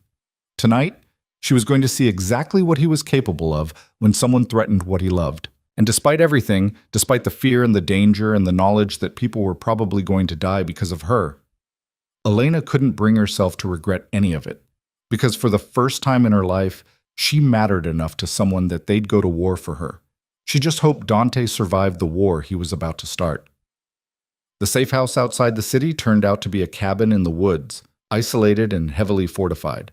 Tony and Marcus positioned themselves at strategic points, while Elena was shown to a bedroom with reinforced windows and a door that locked from the inside. She sat on the bed, still wearing the clothes she'd been in when the attack happened, and waited. Checked her phone obsessively, even though there was no signal out here. Paced when sitting became unbearable. Tried not to imagine the worst. Hours passed. Midnight came and went. Elena dozed fitfully, jerking awake at every sound. When dawn finally broke through the windows, she was exhausted but couldn't sleep. At 7 in the morning, she heard a car approaching. Elena jumped up, pressing her face to the window. A familiar black sedan was pulling up the long driveway, and when the driver's door opened, Dante stepped out. He was alive. Whole. Covered in blood that probably wasn't his clothes ruined, but alive.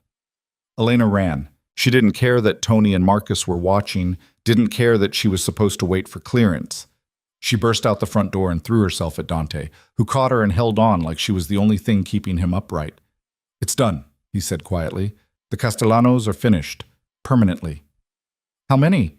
Elena asked, not sure she wanted to know. "Enough." He pulled back to look at her. "Their leadership is gone. The ones who ordered the attack, who sent men to my home, they're not a threat anymore, to anyone." Elena should be horrified. Should be demanding details, asking questions about how many people had died tonight because of her. Instead, she just held him tighter. "Maria?" she asked. "Safe." They'd locked her and 2 of the guards in the cellar. "The others?" His voice went flat. 3 dead. Another 2 in the hospital. Good men who died protecting you. Guilt crashed over Elena. "Dante, I'm so sorry." "Don't." His voice was fierce. "Don't you dare apologize for someone else's decision to attack. This isn't your fault. It's theirs. And they paid for it." "What happens now? Will there be retaliation?" "No." Dante's certainty was absolute. "I made sure everyone in this city understands what happens when they come after my family. There won't be retaliation because there's no one left to retaliate." Family. He'd said family. Elena looked up at him. At this man who just spent the night hunting down everyone who'd threatened her, who'd killed to protect her without hesitation. He was dangerous, violent, everything she should fear, and she'd never felt safer in her life. "Take me home," she said. "Elena, the mansion might not be secure yet." "I don't care. Take me home." She met his eyes. "We face this together, remember? All of it. The good and the bad and whatever comes next." Dante stared at her for a long moment. Then something in his expression shifted, the last wall crumbling, the final defense falling away. "Together," he agreed. "Always." They drove back to the mansion as morning light spread across the city, turning everything gold and red. Elena kept her hand on Dante's thigh the entire drive, needing the physical contact to remind herself he was real, alive, here. He drove with one hand, the other covering hers, his grip tight enough to be almost painful. Neither of them spoke. There was too much to say, and no words adequate for any of it. The mansion looked wrong when they pulled up. Broken windows had been boarded up. Police tape fluttered in the breeze near the side entrance. Men in suits, Dante's people, not cops, moved around the property with grim efficiency, cleaning up evidence of the attack. Marco met them at the door, his expression carefully neutral when he saw the blood on Dante's clothes. "Boss? Mrs. Russo, we've secured the perimeter, swept for any devices or tracking equipment. Found 3 bugs. Removed them all." "The guards' families?" Dante asked. "Being taken care of. Full benefits plus extra compensation. I handled it personally." Marco glanced at Elena, then back to Dante. "Maria's in the kitchen. She's shaken but unhurt. Wants to see Mrs. Russo when you have a moment." "Thank you, Marco." Elena touched his arm. "For everything you did last night." Something flickered across Marco's hard features. Surprise, maybe, or respect. "Just doing my job, ma'am." Inside, the mansion bore more obvious signs of the invasion. Furniture overturned in the foyer, bullet holes in walls that would need patching, blood on the marble floor that someone was currently scrubbing away. Elena felt Dante tense beside her, his jaw tightening as he surveyed the damage to his home. "I want this place spotless by tonight," he said to no one in particular. "Get contractors in if you have to. I don't want her seeing this." "I'm already seeing it," Elena said quietly, "and I'm okay. You shouldn't have to see it." His voice was rough. "You shouldn't have to live with what happened here." "Dante." She turned to face him fully. "I'm not made of glass. I won't break because things got scary. Stop trying to protect me from reality." He looked at her for a long moment, something shifting in his expression. Then he nodded. "You're right. I'm sorry." Maria appeared from the kitchen, her eyes red and her face pale. When she saw Elena, relief flooded her features. "Oh, thank heaven. I was so worried they wouldn't tell me if you'd gotten away." Elena crossed to her and pulled the older woman into a hug. "I'm fine. I followed Dante's plan exactly like he showed me. Are you hurt?" No, just frightened." Maria pulled back, wiping her eyes. "Those men, they came in so fast. Before we knew what was happening, they had guns pointed at us. They locked us in the cellar and said if we made noise, they'd kill us. So we stayed quiet and prayed you'd gotten away." "She did." Dante's voice was hard. "And the men who did this are dead. All of them." Maria's gaze moved to the blood on his clothes, and she nodded slowly. "Good. That's good." She straightened her shoulders, pulling herself together visibly. "Well, I imagine you're both hungry. Let me make breakfast." "Maria, you don't have to." "I need to." She was already moving toward the kitchen. "I need to do something normal, please." Elena understood that need. Sometimes the only way to process trauma was to pretend everything was fine until your brain caught up with your body. "Okay, thank you." Dante waited until Maria had disappeared, then took Elena's hand. "Come on, let's get cleaned up." They went upstairs to his suite, closer than hers, and neither of them wanted to be separated right now. In the bathroom, Dante started to peel off his ruined shirt, then stopped, looking down at himself with an expression Elena couldn't quite read. "I'm covered in blood," he said quietly. "Their blood. From what I did to them after they came for you." "I know." "Do you? Do you really understand what I did last night, Elena?" He turned to face her. "I didn't just kill them. I made them suffer. I made sure they knew exactly why they were dying. I was brutal and merciless, and I felt nothing except satisfaction that they were screaming." Elena stepped closer, reaching up to finish unbuttoning his shirt. "Good. They deserved it. You should be afraid of me. I've never been less afraid of you in my life." She pushed the shirt off his shoulders, revealing skin marked with bruises and cuts. "You protected me. You kept your promise. Why would I be afraid of that?" Dante caught her wrist gently. "Because this is who I am, Elena. The violence, the killing. It's not something I do reluctantly. Part of me enjoys it, especially when I'm protecting something I—" He stopped himself. "Something you what?" He closed his eyes. "Something I love." The word hung between them, raw and honest and terrifying. Elena's breath caught. "Say it again," she whispered. "Say it looking at me." Dante's eyes opened, dark and intense, and full of everything he'd been trying to hold back. "I love you. I don't know when it happened or how, but I do. And last night, when I thought they might have taken you, might have hurt you," his voice cracked. "I've never been that scared in my life. Never felt that kind of rage. If they'd killed you, I would have burned this entire city to the ground." Elena's eyes stung with tears she refused to let fall. I love you too. And before you tell me all the reasons why I shouldn't, why it's dangerous or foolish or any of that, I don't care. I stopped caring about safe the day you kissed me in the library. Dante made a sound that was half laugh, half sob. Then he was kissing her again, harder than before, all the fear and fury and relief of the past 12 hours pouring into it. Elena kissed him back just as fiercely, her hands tangling in his hair, pulling him closer. When they finally broke apart, both breathing hard, Dante rested his forehead against hers. I'm still covered in blood. Then let's fix that. Elena turned on the shower, adjusting the temperature. Together, she saw the moment he understood what she was offering. Heat flared in his eyes, but also hesitation. Elena, you've been through a traumatic experience. I don't want you to feel like… Dante, she started unbuttoning her own shirt. I know what I want, and what I want is you, all of you. No more distance, no more holding back. If we're doing this, we're doing it completely. His control finally snapped. He pulled her to him, kissing her desperately while his hands worked at the rest of her clothes. She did the same, and within moments they were both bare, stepping into the shower together. The water ran red at first, washing away the evidence of violence. Dante was careful with her, his touches gentle despite the hunger in his eyes. Elena traced the scars on his body, old wounds from a life of violence, and felt something fierce and possessive rise in her chest. He was hers now, completely and absolutely hers.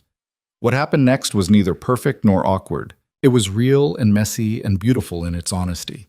They came together like two people who'd been holding themselves back for too long, all restraint finally abandoned.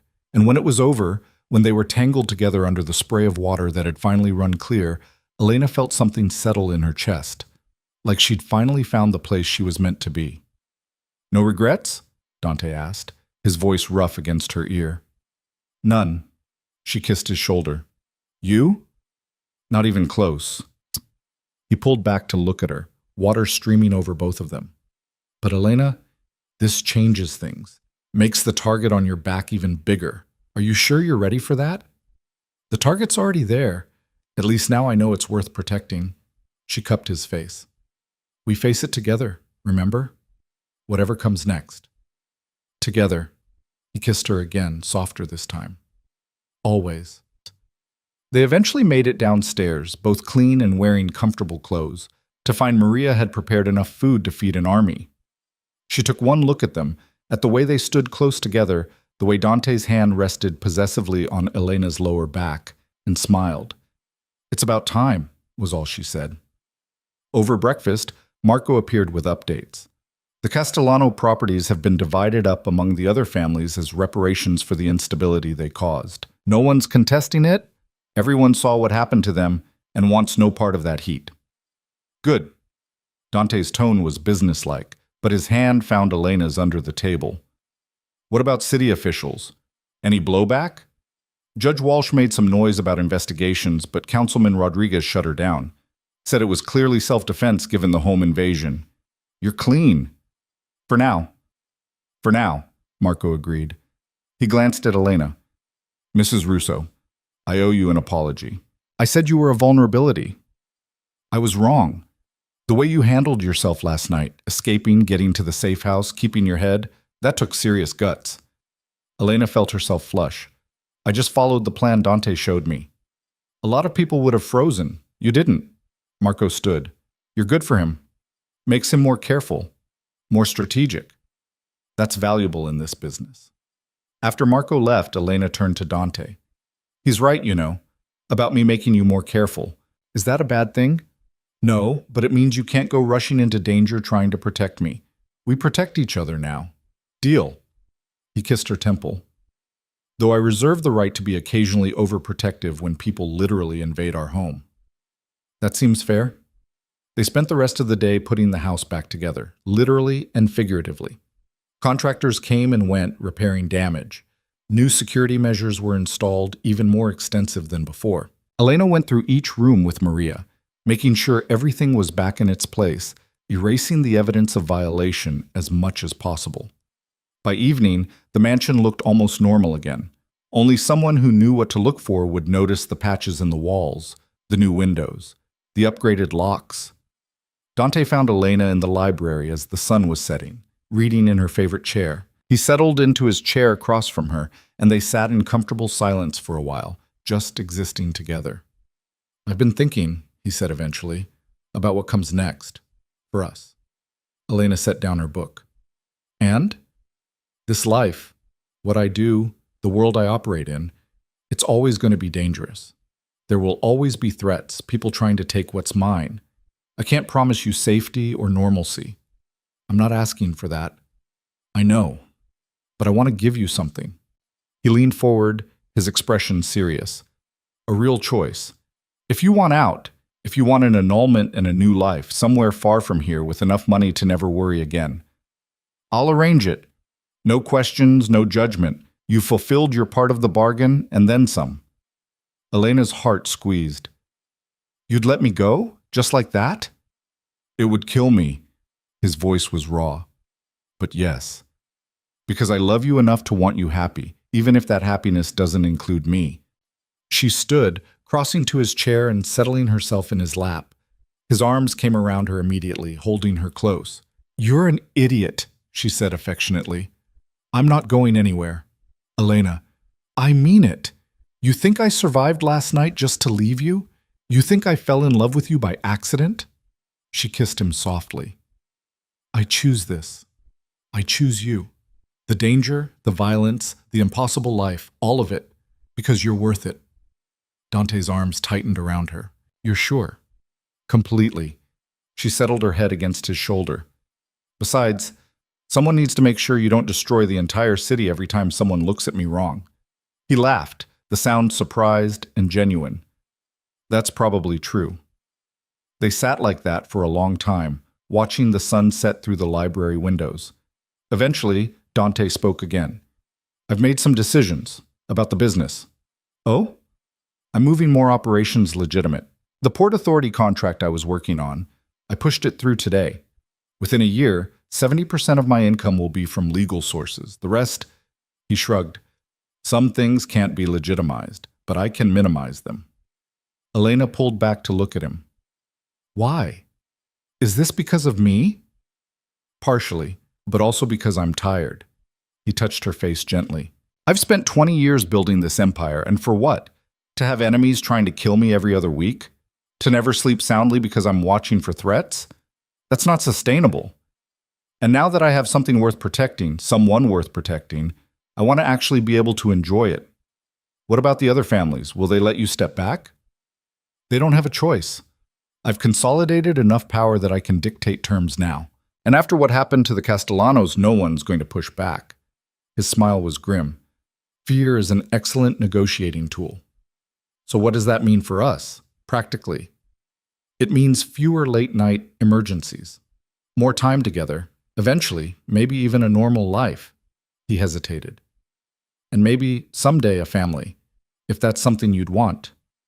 Elena's breath caught. "Kids?" "Not right away. Not while things are still settling, but eventually, yes, if you want them." He looked almost vulnerable. "I never thought I'd want that. Never thought I'd have someone I'd want to build that kind of life with. But with you, yes." Elena kissed him firmly. "Yes to all of it. The legitimacy, the normal life, the family. Yes." Relief flooded his features. "Okay, good. That's good." They had dinner on the terrace, just the two of them, Maria having taken the night off after her ordeal. Dante cooked, badly, burning the steaks and oversalting the vegetables, but Elena ate every bite because the effort mattered more than the result. "I'm never letting you cook again," she teased. "That's probably wise." He refilled her wine glass. "Though in my defense, I've had people to do this for me my entire adult life." "Well, now you have me, and I actually know how to cook, so we won't starve." Small mercies. After dinner, they stood at the terrace railing, looking out over the grounds. New security lights illuminated the perimeter, making the darkness beyond seem absolute by comparison. "Do you ever regret it?" Elena asked. "The path you took, the choices you made." Dante was quiet for a moment. Sometimes. Usually when I'm tallying up the cost, the people I've lost, the relationships I've sacrificed, the parts of myself I've killed to survive. He pulled her closer. But then I think about where I'd be if I'd made different choices. Probably dead in a gutter somewhere. And I definitely wouldn't have you. So no, I don't regret it. Even after last night? Especially after last night. He turned her to face him. Because last night proved that I built something worth defending. That I have people who are loyal, security that works, and a wife who's brave enough to run instead of freeze. That's more than most people in my position can say. Elena thought about that. About the strange life she'd stumbled into, the dangerous man she'd fallen in love with, the person she was becoming in response to both. A month ago, she'd been invisible, powerless. Now she was learning to navigate a world of violence and power, finding her place in it. I'm different now, she said, than I was before. Is that bad? Different how? Stronger, less afraid. She met his gaze, more willing to accept that some things require violence to protect. That's not how I was raised to think. No one's raised to think that way. It's something you learn when you need to survive. Dante's expression was serious. But Elena, you're still you, still kind, still compassionate. You just have sharper edges now. That's not a bad thing. It's evolution. You sure? Because sometimes I think about what happened, about them dying because of me, and I don't feel guilty enough. Shouldn't I feel worse? They made their choices. They knew the risks and came anyway. Their deaths aren't on your conscience. He kissed her forehead. But if you do start feeling guilty, we'll deal with it, together. That's what partners do. Together, Elena echoed, the word feeling like a promise. The next few weeks passed in a strange kind of peace. The city settled into new power structures with Dante at the apex and no one willing to challenge him. Contractors finished repairs on the mansion. Elena's things were fully integrated into the house until it was impossible to tell which spaces had been his and which were hers. Everything was theirs now. She met with the families of the guards who'd died protecting her, attending funerals and making sure their widows knew they'd be taken care of. It was hard, facing the cost of her safety in such concrete terms. But it was necessary. These people had sacrificed for her. The least she could do was acknowledge it. Dante kept his promise about legitimizing operations. Elena sat in on meetings sometimes, watching him negotiate with city officials and business partners. He was brilliant at it, strategic and ruthless and somehow charming when he needed to be. Slowly, the Russo name became associated with legitimate power instead of just criminal enterprise. They fell into routines. Morning coffee together, lunch on the terrace when weather permitted, evenings in the library, or watching movies in the media room Dante had built on the third floor. They learned each other's rhythms, preferences, the small intimacies that built a real marriage. The physical side of their relationship was equally revelatory. Dante was careful with her at first, afraid of pushing too hard. But Elena learned to demand what she wanted, and he learned to trust that she wouldn't break.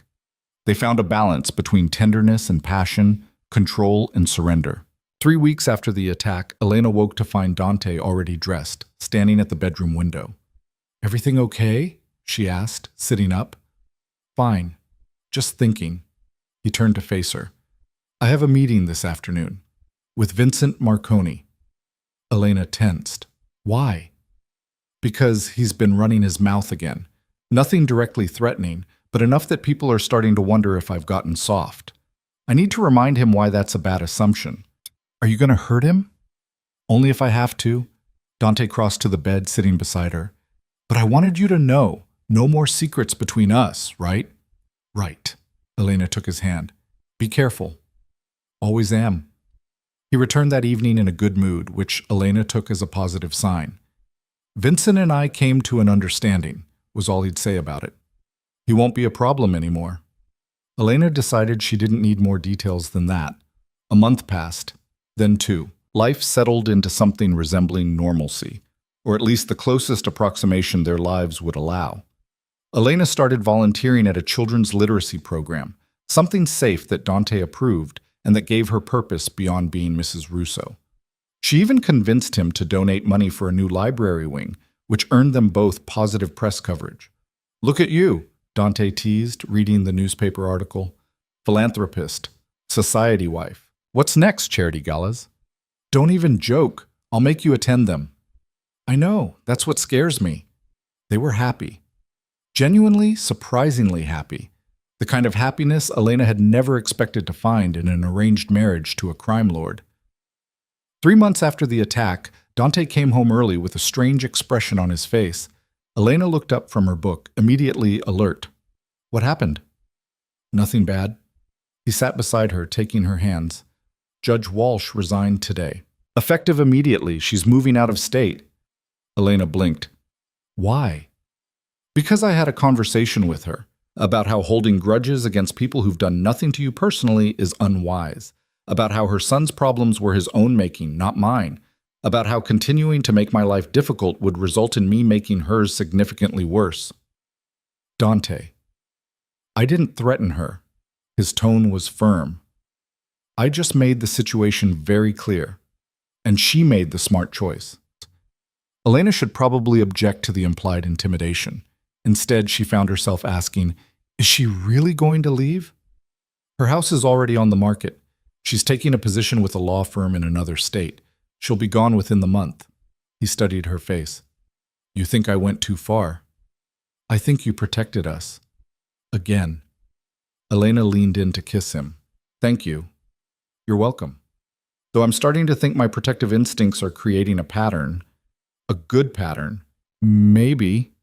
He pulled her into his lap, settling her against his chest. How do you feel about a vacation, somewhere tropical, just us, for a week? No business, no security concerns, just beach and sun and nothing to do. That sounds perfect. Elena nestled closer. When? Next month. I'm clearing my schedule. We'll go somewhere remote, private island, probably. I want you all to myself for a while. They did exactly that. The island was beautiful. White sand beaches, crystal water, a villa with windows that opened to the ocean breeze. Dante relaxed in a way Elena had never seen, his usual tension melting away until he looked years younger. They spent lazy days swimming and reading and making love in the afternoon heat. Dante taught her to fish, which she was terrible at but enjoyed anyway. Elena convinced him to try snorkeling, which he grudgingly admitted was interesting. On their last night, they sat on the beach watching the sunset, Dante's arm around her shoulders. I could get used to this, he said quietly. The peace, the normalcy. You still can.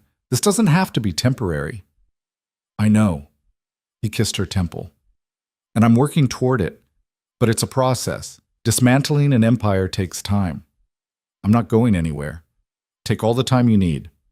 When they returned home, Elena found she'd missed the mansion. It was strange considering how she'd felt about it initially, but it had become home. Their fortress. Their sanctuary. The place where they'd built something real out of a transaction. Life continued. Dante kept legitimizing operations. Elena kept working with her literacy program, even started teaching a class herself. They attended the occasional gala or charity event, presenting a united front that no one questioned anymore. 6 months after their wedding, Dante came home with papers and a satisfied expression. It's done. As of today, 80% of my income is from legitimate sources. The rest is passive, old investments that are too complicated to untangle but aren't actively illegal. I'm out. Elena threw her arms around him. Really? You're really done with the criminal side? Really done. I'm just a businessman now. A very wealthy, very well-connected businessman with a violent past, but still legitimate. He spun her around. We can have that normal life you wanted. I never said I wanted normal. I said I wanted you. Well, now you get both. That night they celebrated with champagne and the kind of joy that comes from surviving something difficult and coming out stronger. Dante was more relaxed than Elena had ever seen him. The weight he'd been carrying for years finally lifted. What do we do now? She asked, curled up against him in bed later. Anything we want. He stroked her hair. Travel. Build legitimate businesses. Maybe start that family we talked about. Elena's heart skipped. You still want that? More than ever. He rolled to face her. I want kids with you, Elena. Want to build something that lasts beyond violence and power. Want to create a legacy that's about more than fear. When? Whenever you're ready. There's no rush. Elena thought about it. Thought about raising children in this mansion, teaching them to be strong and kind and strategic. Thought about watching Dante be a father, fierce and protective and surprisingly gentle. Soon, she said. Let's do it soon. Dante's smile was brilliant. Yeah? Yeah. She kissed him. We survived everything else. We can handle this too. Together. Always together. A year after their wedding, Elena stood in the cathedral where she'd married Dante. Not for another ceremony, but for a charity event she'd organized. The space was filled with children from her literacy program, reading aloud to an audience of donors and supporters. Dante stood beside her, watching with an expression of quiet pride. His hand rested on her lower back, a gesture that had become automatic, comfortable. "You did good," he murmured. "This is going to help a lot of kids." "We did good," she corrected. "Your donation made it possible." "Our donation." He pulled her closer. "We're a unit now, remember?" Elena looked around at the cathedral, the same space where she'd walked down the aisle thinking she was being sacrificed, where she'd met Dante's eyes and seen something unexpected beneath his power, where everything had started. "Do you ever think about that day?" she asked. "Our wedding?" "All the time." Dante's voice was soft. "I remember thinking you were the most beautiful thing I'd ever seen, and the most terrified. I wanted to tell you it would be okay, that I wasn't the monster you'd been told about. But I couldn't, not then. When did you know that this would work?" "The dinner party, when you stood up to Judge Walsh and defended me without hesitation. That's when I knew you were stronger than anyone gave you credit for." He turned her to face him. "When did you know?" "The library, when you kissed me and everything else fell away." Elena smiled. "Though I think part of me knew from the beginning, when you promised you wouldn't hurt me.